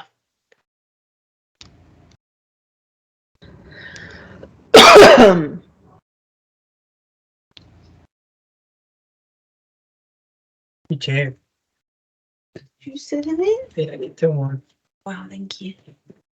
Lizard, do you want to roll initiative for your snake? Oh, yes, it was. Oh, for Snake. Oh. Yes. Is it just straight or? It's on the. Oh, I see. Yes. 14.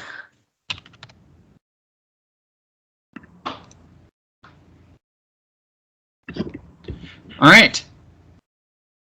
Exreet, you are up first. Oh, God. Okay.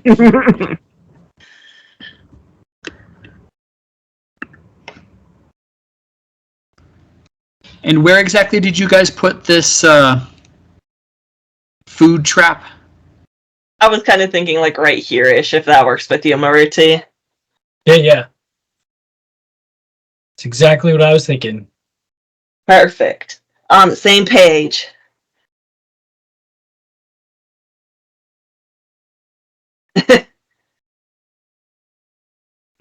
I was right. What? Just like distance problems. Yeah.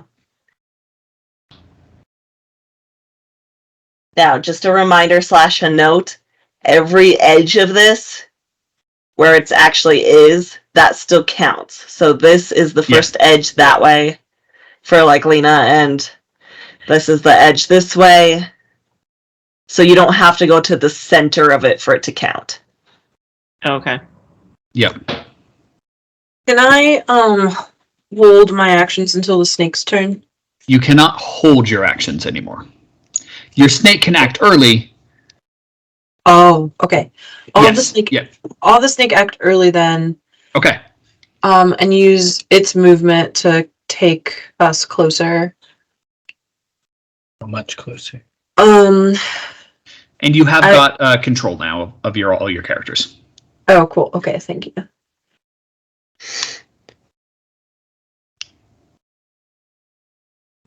Okay. Yeah. So Snake is gonna take us dash and take us 60 feet closer. So that we're within range. Cool. So that's 2 seconds of its 8. Okay. I don't think it can really do much else because it doesn't have any like ranged. So if someone acts early, can it use part of its actions early and then hold the rest? Or Absolutely. Until it's okay. Yep.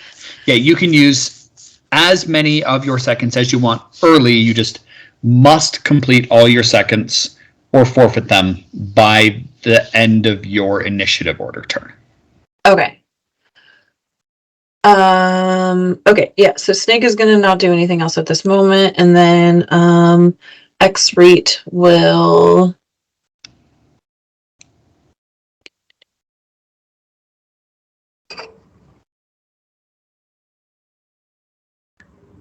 X-Reet will use Eldritch Beam. Okay. And then it will raise it for every 4 points of power you spend past the initial 2. So it'll use 6 points of power to conjure 2 beams instead of 1. Okay.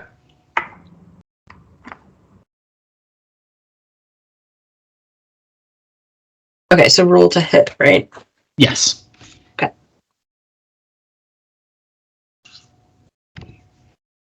And that's plus casting accuracy? Correct. Okay, 26 to hit. Against armor? Against armor. Yes, that will hit. Okay, and then... So, the base damage is 1d4, so if it does an additional beam, is that just 2d4? Correct. Okay, and it says do not add your potency skill to damage, so it's just 2d4 damage. Well, plus the damage from your weapon itself. Oh, okay, yes. Okay, that makes sense.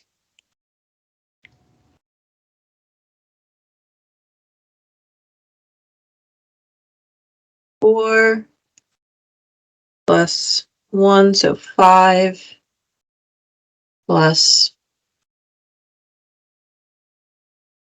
Okay, for some reason in the wand I have damages 5 or 8. That would be whether you're one-handing or two-handing it. Oh, I mean, I may as well two-hand it, so we'll do 8. So 5 plus 8 is 13 damage. 13 just casting damage, whatever the wand is. Arcane. Yep, perfect. Is that 2 seconds because I used 2 beams, or is it just 1 second? Because the Eldritch Beam is 1 second spell. So it would be 1 second for the Eldritch Beam total, plus 2 seconds for your wand attack. Okay, that makes sense. So that would be 3 seconds, but no additional seconds for additional beams. Okay, that makes sense. All right, I'm gonna do that again. All right.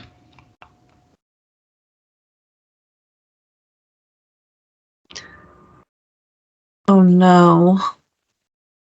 We're gonna use a luck point. Again? I'm using so many luck points today. This is not good. I feel like we're all rolling really bad. Extremely bad luck with my dice. I even swapped one, and it still keeps giving me like nothing higher than 12.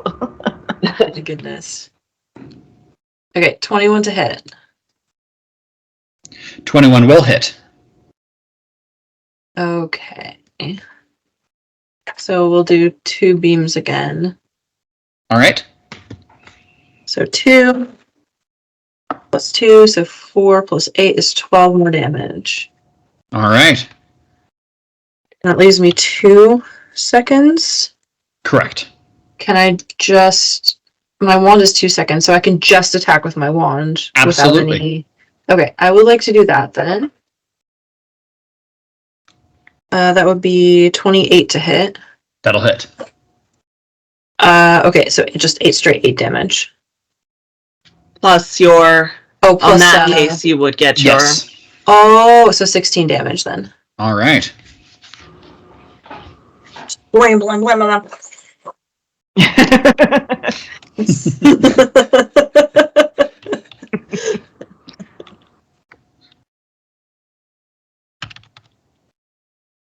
Alrighty. Anything else from you, Ixrit?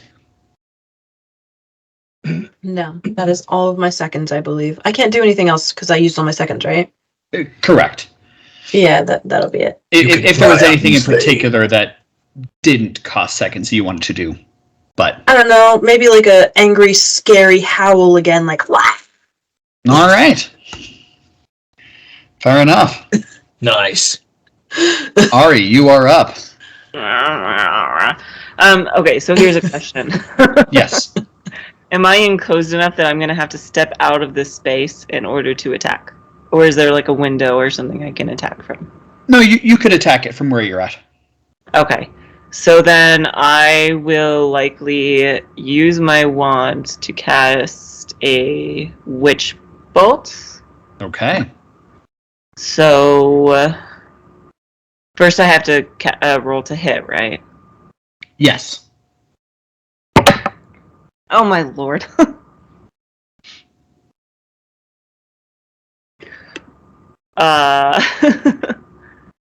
So remind me, it's the roll plus in this case, would it be casting accuracy?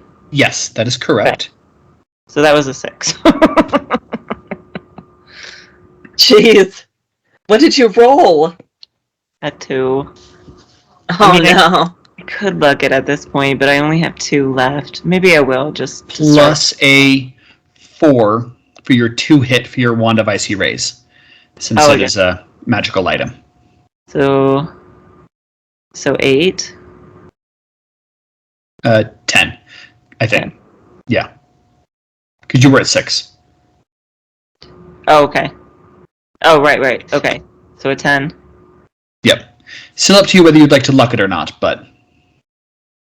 I mean, at this point, it only takes 1 second to do a Witch Bolt. So if I miss, then I can just go in with another one. It'll take 3 seconds. 1 second for the Witch Bolt itself. 2 seconds for the wand attack. Yep. Okay. You know what? No, I am going to luck it. I think it's probably better safe than sorry at this point. I'd rather use them up than... Yeah. Okay. So, I'm going to re-roll that. That was much better. Thank you. Okay. So, 15, 16, 17, 18, 19, 20. So I think that's a non-mat 23. Okay. That will hit. Okay. So now I need to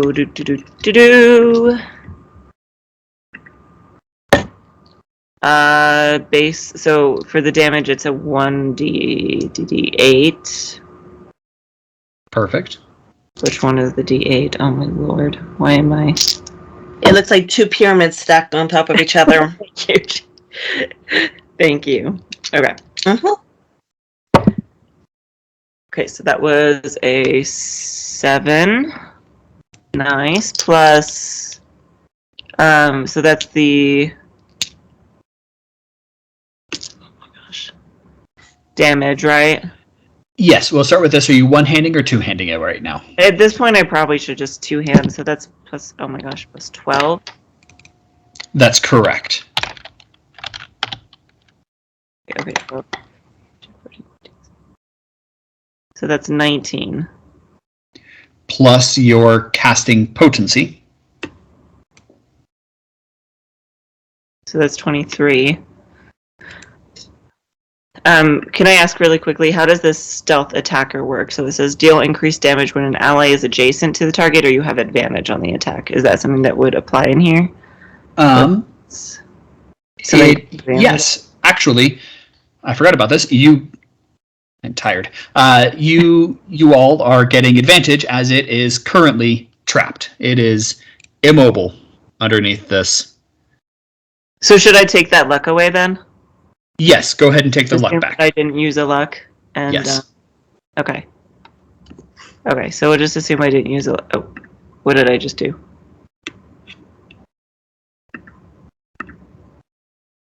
I have no idea what I just did. Anyway. Okay, so I think that was a 23. Is that what I said? And then Yeah. I had mentioned that stealth attack, so that says this damage equals +2 at the first level. For which one? I have stealth. Oh, for stealth attack. Yes. Yep. So that would be 23, 25, if I'm mathing right. Yes. What was your dice roll? So it's 15 plus 4, which is my accuracy. Oh no, sorry, not 15, 7. 7, 8, 9, 10, 11, and then the damage is 12, so 11 plus 12 would be 23. Yep. 23, and then plus the 2 for the stealth attack is 24, 25. Yes. Okay, so 25. And that was only 3 seconds. Correct. So I'm going to do it again.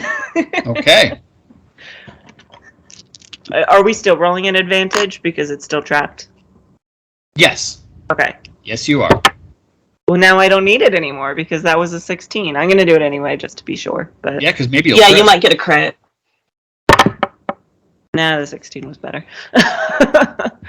Fair enough.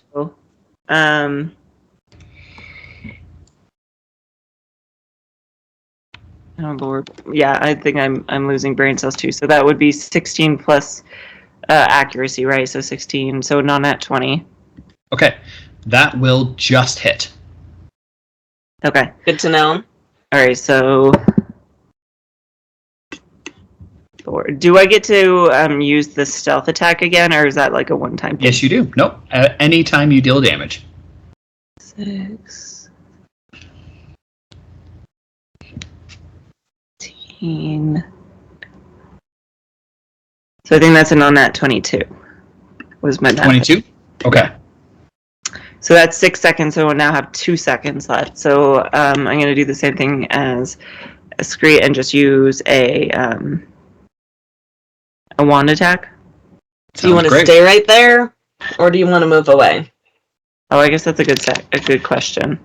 Just in case it kind of comes... Ooh!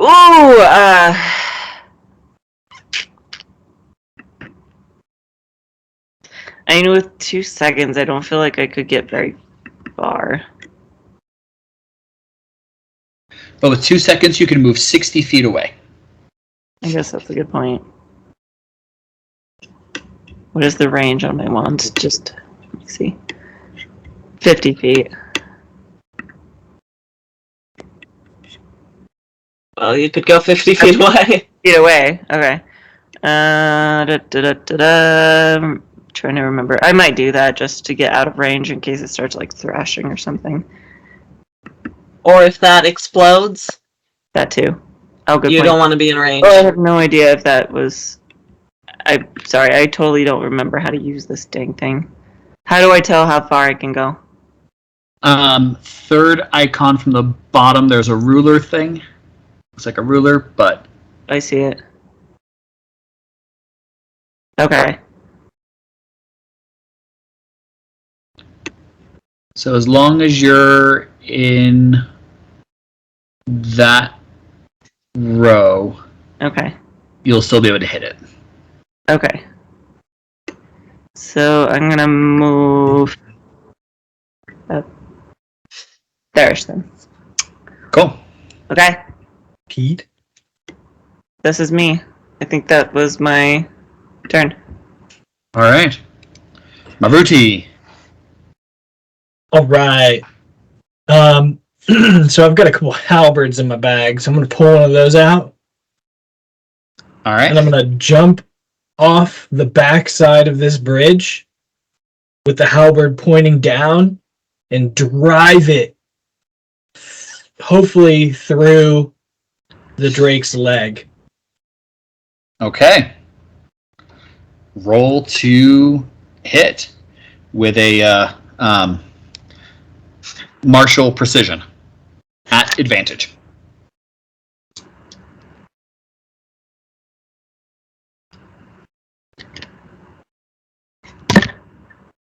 $21. 21 will hit.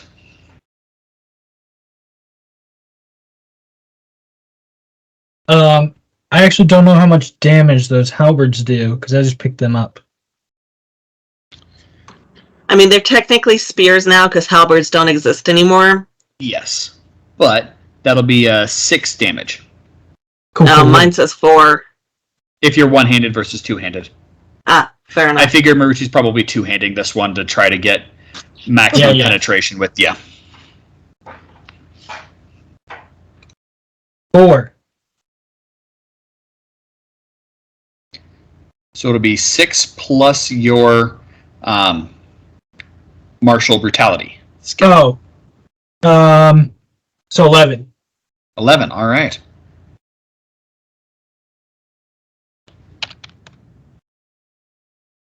So you drive it in, and you are able to get some good penetration, but you don't think you quite got deep enough to actually skewer it to the ground. Okay. How many seconds was that? We're going to say that was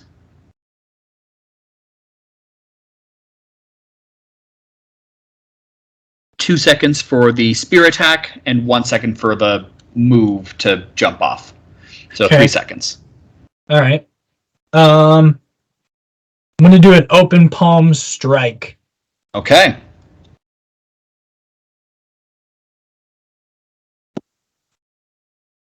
Nat 20. Okay. Nice. Very nice. Make sure you mark that off again. Oh, do you mark it off for attacks? Absolutely. My die Oh. is on fire. It is still a skill check. Cool. Okay, so that's 1d6.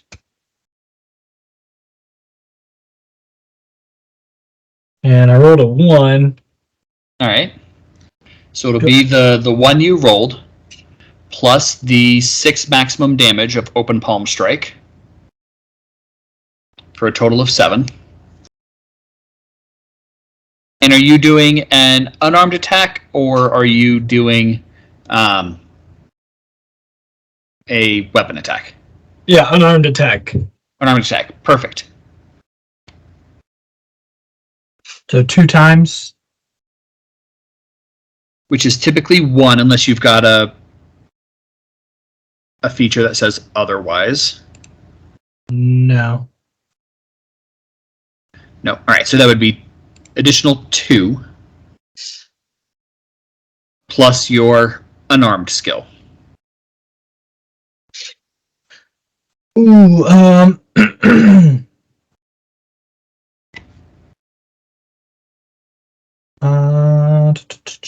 8.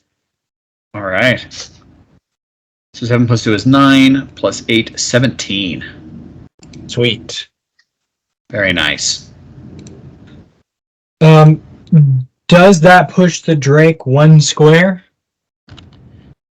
In this case, it will not, as Because it is the gate. pinned under this gate right now. Okay.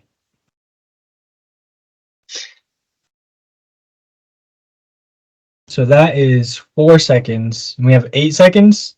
Correct. I guess I'm going to do a Twin Fang Strike. Okay.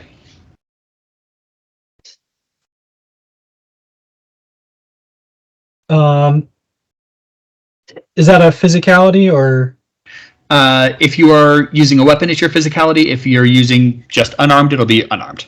Oh, okay, so 21. All right, that'll hit. Sweet. That's 1d6 base. So I rolled a 2.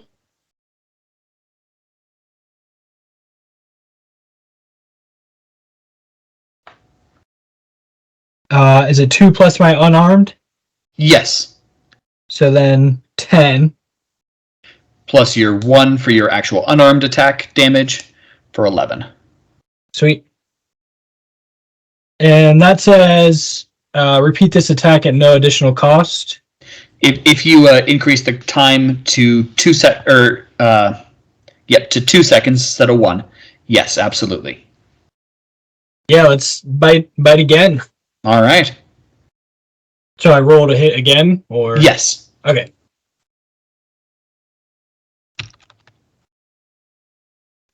Uh, 17 plus 8, so I'm pretty sure that hits as well. That does hit as well.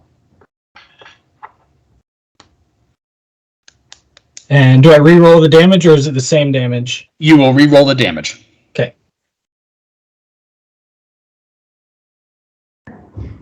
2 plus, so 10 damage. Perfect. And then increase the damage dealt by half your physicality skill.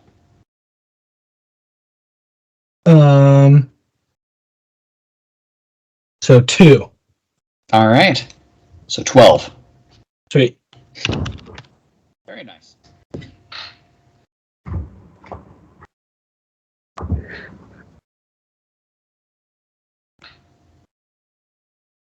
You still have 2 seconds left.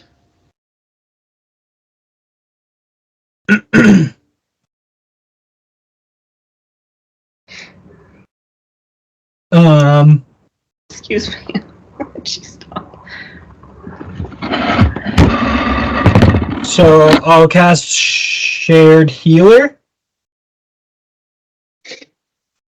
So every time I regain HP, an ally within 20 feet may regain HP equal to half of what I healed.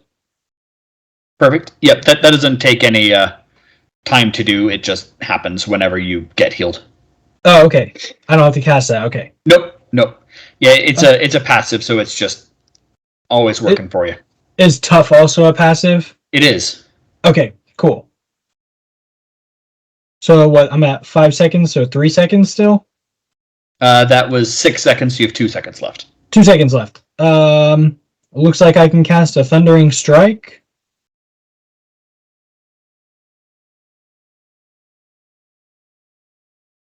Absolutely. Oof.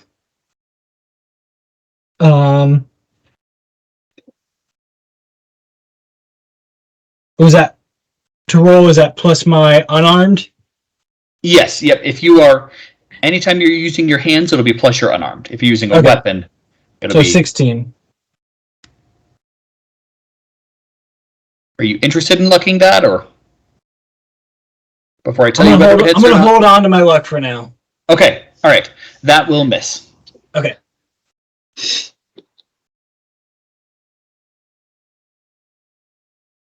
All right. Anything else from you, Maruti? You said we can move our characters, right? Yes. Yep. But you have currently used all of your. But I was just like when I jumped down. Oh, yeah. Oh, did you jump down on the backside? Okay. Yep. Perfect. Excellent. All right. Lizard, your snake is up. Snake. You've currently used 2 seconds. You have 6 left. Okay, can Snake move again? Is there Yeah. a limit to movement, or? Nope. Second. Not unless you're out of seconds. Okay. Welp. I guess, Acid Splash is distance. Okay. It is. Well, Snake is going to use Acid Splash. So that will get you 15 3. feet. That would get you to there. Okay, I guess we need to move a bit closer then. That's the trap. We don't want to jump on the trap. Don't die by trap, heard. Hang on.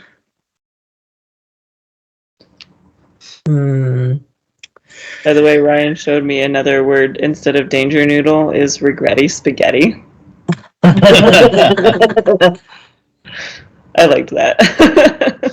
That is funny. Because I know your snake in the other campaign is a danger noodle. So this one It is. spaghetti. Okay. Danger Noodle and Jesus, I don't know. the tassel bearer.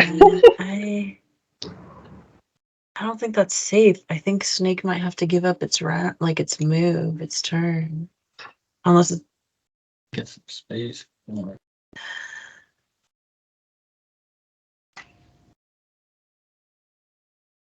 okay, yeah. I think the only thing that the Snake is gonna do is just help us turn around and move back back here. And that's gonna be the end of the turn for the Snake. All right.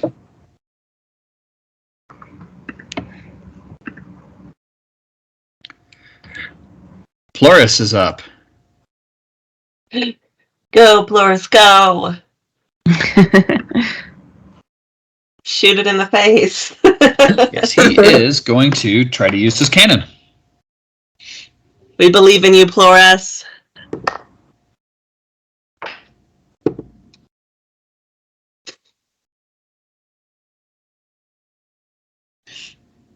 And with an 18, he will just miss.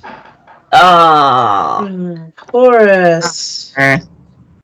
damn you, Floris. What happens to the cannon? Just Yeah, it shoots, and the shell just embeds itself in the dirt next to the God. Drake. Oh, Floris. Illegible. And he will use the remaining 7 seconds of his round, starting to reload. Oh, bummer. I guess it's my turn then. It is. How long would it take to call over my shoulder, Floris, weak spot, and see if he can respond and tell me what its weak spot is? Inside the mouth. Of course it is. Inside the stomach. A little bit at the underside of the throat. Eyeballs. Up the nose. In the rear. You know, usual things. If it's got scales, try not to. So up the butt. So how long did that take? No time. Okay. Well, I am going to use 2 seconds to get up close to the Bahir. And I am going to try and attack under its throat. I assume that's probably like I guess, what would be the easiest from my location to hit? Grab its scrosh, slice its throat. Probably under the throat. Probably a little easier to get than inside its mouth. Yeah, I'm going to aim for under the throat. And I am going to use Thundering Strike to do this. All right. And I am using my frying pan, by the way. Yeah. Try and crush its throat. Come on, baby, roll well for me. That's actually not bad. And this is my martial precision. Correct. 25. That'll hit. Cool. Sorry, what did I say I was using? Thundering Strike? Yes. Okay. Just double checking. All right. 5 plus 8.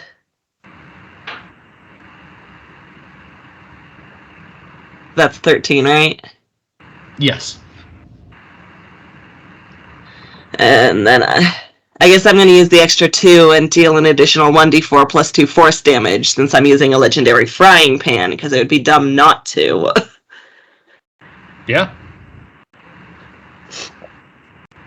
1 plus 2 is 3. So 3 force damage. And I guess this whole thing is force damage, huh?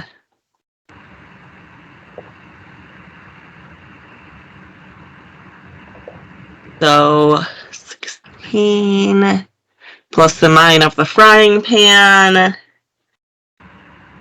25. 25? For Yep. ice damage. So 25 damage. It's force damage because I'm using the frying pan. And it's knocked prone. All right. It's already a little bit prone underneath the gate. Yeah. Did hitting it in a weak spot do any extra damage? Not that you could see. Okay. Well, so that's 6 of my seconds because it took 2 to move and 4 to use Thundering Strike. Yep. So I guess I'm just going to hit it with a frying pan.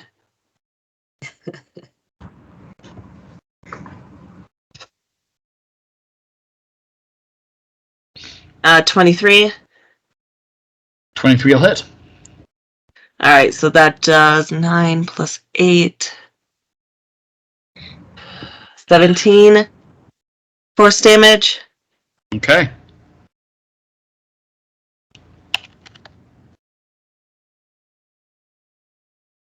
It is looking bloodied. Ooh. I totally forgot that I actually have ice damage on my wand. Yes, yes you do. I don't know if it's enough to really mention at this point. Because from what I see, it's frost -1, and then this is a bonus of +2. And then can deal ice damage at a 2 power point cost, can deal an additional 1d4 plus 2 ice damage on attack. Yes. But we can deal with that later if we need to. Or whatever. Or move on. I don't care. Yeah, in this case, the ice damage wouldn't have done a different amount of damage than the arcane. Okay. If you would like to spend the extra power points to deal the extra damage, go right ahead. Should I? Go for it. Probably should, right? Yeah. D4. Where's my D4? That's the triangle-y thingy, right? Yes. Yep. The one that is excruciating when you step on it. Yes. Yeah. Okay, so 2, and then it looks like it says +2. Yep. And 1d4 +2, so 4. Perfect.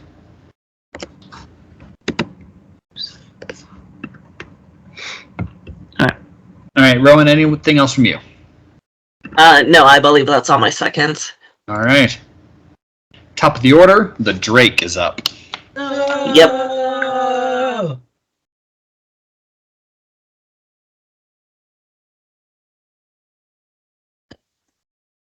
That's horrifying. I'm just curious about how much longer do you think we're going to go for at this point?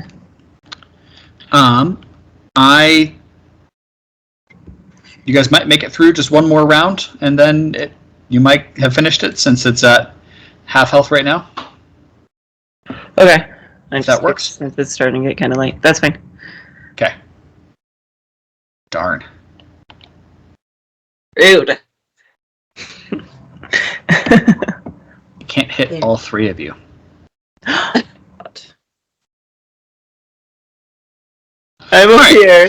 So from his prone position, he is going to open up his mouth and spew out a wave of acid. Oh, Jesus. Y'all gonna trip now? At, Kind of acid. Can I use Curtain of Steel? maybe? So Curtain of Steel is a reaction. When an ally within your weapon range is attacked, you may make the above attack? Or is no one close enough? I do not believe you Am have I an ally? I'm an ally in my weapon range, right? Yes. Then I'm gonna use Curtain of Steel. All right. It's proof that loving yourself pays off. So this is reaction. so this uses my precision still, right? Correct. Okay, so 21. 21 will hit. So I also stop the attack. So this will stop it from hitting you in this case, since it is a mass. It just says on hit you stop the attack. Yes. Okay. And I'm saying that since this is a mass area attack, this will stop it from hitting you. Okay. Okay, so who Well, I rolled the d4 for damage and got a 4, and plus my brutality, right? Correct. Is 8. And does this count the weapon I'm using? I add the damage for that too, for the frying pan, because I'm Absolutely. wielding it, right? So 4 plus 8 is 12, Yes. plus 9, 21? 21. Yes. Okay. 21 force damage. You're gonna attack me, bonk. Well, so what you basically do is you just weave this frying pan around and it just deflects all the acid that is coming towards you off to the sides. Oh, boy. Oh, okay. All right. I'm sorry, X-Rays. All right. It's fine. But against It's all I can do. Excrete, that is a 24 versus, or sorry, 20 versus armor. My armor's 23. All right. So you are able to slip out of the way. about the snake? That is a nat 20 against your snake. Oh, no. Oh, no. Snake is 17, unfortunately. Poor regretty spaghetti.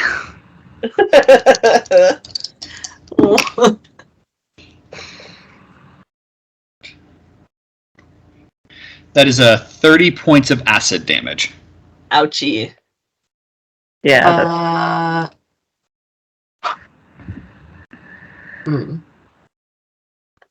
Well, I think it's at 0. That would actually bring it directly to... Or no, because it's got a... Oh, yeah. Don't forget, Resistance. Yep, it has a 6 resistance. Sorry, I totally forgot this, but my frying pan has crushing, which ignores the first 2 points of target's resistance. Perfect. So that would probably do like an additional 4 points of damage from where what I've attacked with, I would say at least. Yeah. Maybe Gross. 6 if you feel nice. It's on the right-hand side of the Shadow Serpent's sheet. Oh, okay, so it does 24. Yep.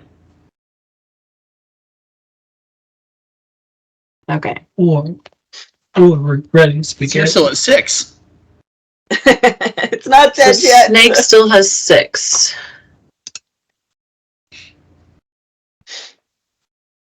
And then, since it is lobbing acid at that pile of meat there. Oh dear. Yep. Oh boy. Oh no. Am I screwed? Oh my boom, god. baby. Oh my god. This didn't happen in Home Alone.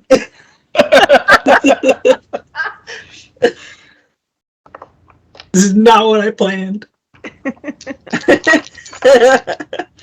It's gonna melt its face off. No. Oh no. Very I'm scared.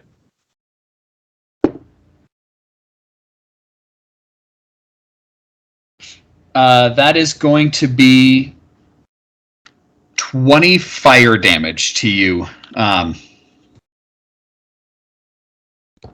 It doesn't go against my armor or anything, I just take the damage. Yes, I mean, it'll still go against your resistance, but... Okay. So 12. Perfect. Ouch. Oh god. Somebody help me. Oh no. God. Might be the closest, so. I also can help probably, but I also have a question. Yes. So I have a reaction. Can I only use it if I take damage, or if it's just when I'm attacked, but even if I don't take damage, I can react? What is the reaction that you have? Mind Sliver? Yeah, no, you can absolutely use that. Okay. I would like Yep. to use that then. All right. And it says when you're attacked by an enemy in range, so what's the range though? That is Is it the the- range of your weapon. Oh, okay. Well, then I might not be able to anyway. Yeah, no. Oh, yep. I'm like barely out of range. Okay, never mind then. But if you were in range, then absolutely you can use that regardless of whether you're hit or not. In fact, you would use that before even finding out if you're hit, and especially with Mind Sliver because you subtract from the targets to hit, so it may then make it miss. Okay. Okay, that makes sense. All right, and then it is going to try to wiggle out from underneath the portcullis. Don't do it. Don't do it. Don't do it. Don't do it. Will it moving like that give me an attack of opportunity? And Maruthi. If it is able to, not specifically, but if it is able to wiggle to a spot where it could stand up, to stand from prone would, yes. Okay. Let's Gesundheit. So it salud. Gesundheit. Jeez. So it was able your to face wiggle okay? out a little bit, and it is now going to stand up. At which point, Okay, so I can attack both it. of you now get attacks of opportunity.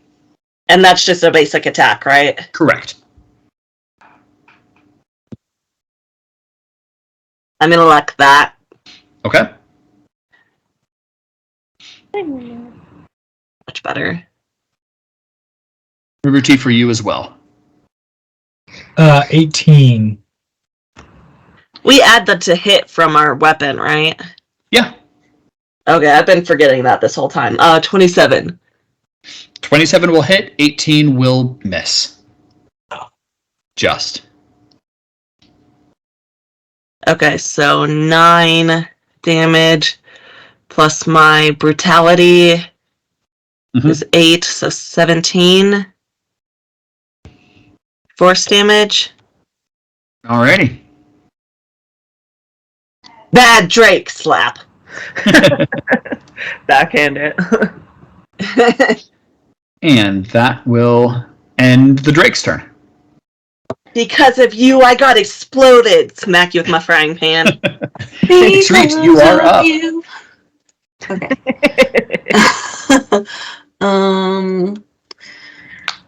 Oh boy. Okay. I guess I would like to again use the snake's movement to go a little bit closer. We need to get. Are you badly injured enough that you need healing, Jamie? I mean, I'm probably going to use Renewing Strike to regain health. That's fair. Okay. Do you want I me mean, to sure, try I and have heal 5 you, HP or- left. Oh shit, son. Okay. Yeah. Now, my Renewing Strike will get me 9 back. And I have 17, so... I can also heal you. I can heal you a bit, at least, probably. Okay. So I'll use Healing Hands. The area says none. Is that just my wand, like what weapon that I'm using or whatever? Correct. Okay, so I'll use Healing Hands on Rowan. All right. So target heals for their recovery skill plus my healing skill. My healing skill is 2, so add 2 to your recovery. Okay, I only have 1 point of damage now. Okay. Thanks. Yeah. Okay. So that's 1 point. Or 1 second. That would be 3 because it still uses the wand as a. Yep. Okay. Okay, and then we'll next use Purging Flames. Perfect. That'll be 24 to hit. That'll hit. Okay. And then 8 plus. So 1d8 plus potency plus damage from the weapon. Correct. Yeah. Okay. So 6 plus 8 is 14. Plus 8 is 22 damage. 22 casting damage. Or I guess, yeah, Purging Flames casting. Yep. And Lizard, for the PowerPoints for these attacks, are you subtracting these from your regular stuff, or are you taking it from your magical stone? I just have I have 20 temporary points in it. Perfect. So I'm just That's doing. probably what you did from your magical stone, which is great. Yes, I added. Yeah, exactly. Perfect. That is wonderful. Okay. Just wanted to make sure you were using your magical item and not. Yes. Oh, I'm using it. Okay, so I've used 6 seconds, I believe. Yes. Okay. So I guess I'll use my last 3 again for Elemental Bolt. You've got 2 seconds left. Yep, never mind then. Okay, so I'll just use the wand then. Which I'm not sure if that even hits because that's a 16. That will miss. Okay. Okay, so I guess that will be the end of X-Reet's turn. All right. Ari, you are up. I'm 50 feet away, right? That was what we determined was how I moved. Yes, you're 45 feet. So yes, you are within 50. You're good. All right, I am going to use Magic Missile. Okay. My understanding, I don't have to roll to hit. That just hits, right? That is correct. Okay. So then at this point, I See, for every 2 power points spent past the initial one, cast an additional bolt of force. Can't do more than my level, so I am currently level 2. Mm-hmm. So I can do 2 bolts, right? 2 missiles. Yes, yep, total of 2 missiles. Yep. Okay, 2 missiles. Let's see. 2 power points for past the initial one. Okay, so I got to take two power points and then go ahead and. Okay. Well, that still works. It went on my laptop instead of in my dice box, but it still rolled well. Okay, so I need to take the 4 plus the 12 damage from my wand, right? Yes. 12 plus 4 is going to be 16, and then that's casting accuracy, right? No, in this Potency. case, you do not add the No. casting Okay. potency. Right. Okay. Oh no, you're right. You're totally right. But typically, yes. So is that 16? And then do I roll twice, or is that just for both of them? Did you roll 2 of the d4? No, just one. So add another d4 to it. Okay. Oh, I see. Okay. Yep. Okay, so that's 2. So we said 16, 17, 18. And then I may as well, in this case, can I still use the ice damage? Absolutely. Okay, so 2 power point cost for an additional d4 plus 2. So 3. So that's another 5. Very nice.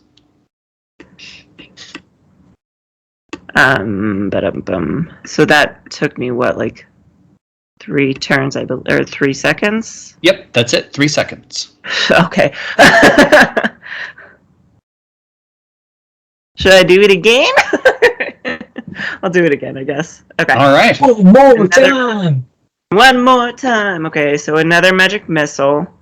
I'll use another 2 power points. So, well, bummer. Okay. And then because I'm gonna do 2 missiles again. 2. So 12, 13, 14.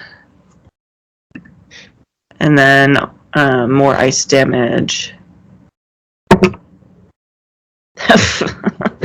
15, and then plus the additional 2, 16, 17. All right. So that leaves me with 2 seconds left. So I'll just do a wand attack. Well, so you could do the wand attack, or with your witch bolt, you can spend 2 power and 2 seconds to deal just direct 1d8 damage to him. Okay, yeah, I'll do that then. Witch bolt. Okay, so at this point, do I have to roll to hit still?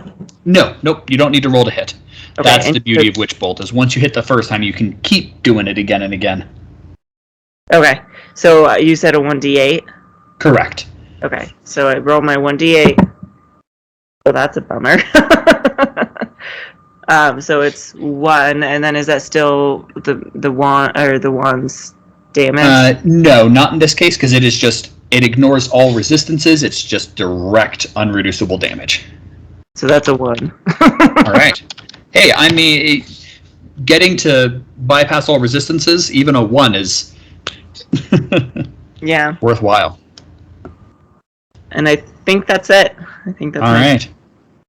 Anything else? You end your turn. All right. Maruti, that's you it. are up. I can't do anything else. So the Drake is standing now? Second. It is standing now. What was that, Lena? Never mind. At this point, the stealth attack doesn't. Well, I guess would Rowan be adjacent? Yes. So I could still use the stealth attacker. Yes. Okay, so deal increased damage when an ally is adjacent. This damage equals +2 for each of those, right? Correct. Yeah, for each of the... So I had done 3 attacks, so that would be... Not the third one, because that's... 2. Yeah, so 4 additional damage. Glad I remember that. Sorry. Absolutely. Sorry, Maruti. Get all that damage. Alright, Drake is standing. It is. Can I see its butthole? Yep. All right, I got this other spear I'm gonna take, and I'm gonna double-handed jab that spear as far as I can get it in that Drake's butthole. All right. Roll to hit. Oh my god. Would this be precision? Yes. So 23. That'll hit. And because I know the damage of a spear, I know that this is going to deal more than 3 points of damage. So, how do you want to do this?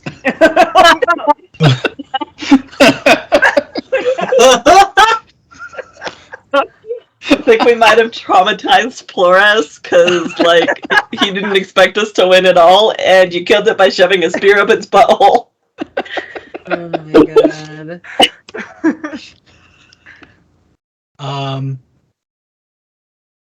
Yeah, just like all the way in and all the way out, you know? All right. So you just rear back and your biceps flex and up yours. Straight in. You go right up to the hands and right back out, pulling out a little section of intestine there with it as it As then intended. collapses dead. Oh my god. High I'll five, let out everyone. a roar. Ah! Nice. Flourish is just going to stare at you all. I didn't Just trust I'm gonna it. give him a thumbs up. Drake? And I didn't even hit it with the cannon. Well, sounds like you need to have Yeah, a you little have bit more shitty aim. practice. Yeah, I thought you told us you could shoot. I said I can shoot. Not that I can shoot well. I haven't shot a cannon in 20, 25 years. Oh, so you're an old man. A little bit. It's fine. We still accept you. You just killed a drake. Yep. I said we break out one of these kegs in celebration. I mean, I think we need to move the body out of the way so the caravan can get through the door. Let me ask real quick. What is everyone's drag weight? 460. We should wrap up. We haven't Yeah. had dinner yet. Drag is 380. 460.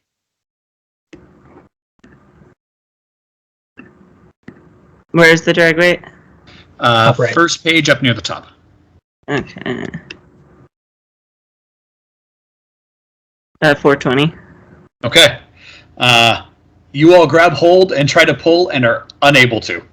Oh, bummer. boy. Start Start This is a- slicing. 2,000-pound drake. But people from the caravan will be getting here before too terribly long, and they can help you move it. So, you all, do you break open that keg? One of those kegs? Oh, yes. Yeah. All right.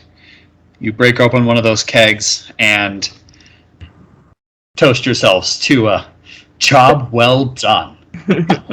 Killing a drake that certainly Floris didn't think you could do. Well, Flores, never underestimate us again. And that is where we will end for tonight.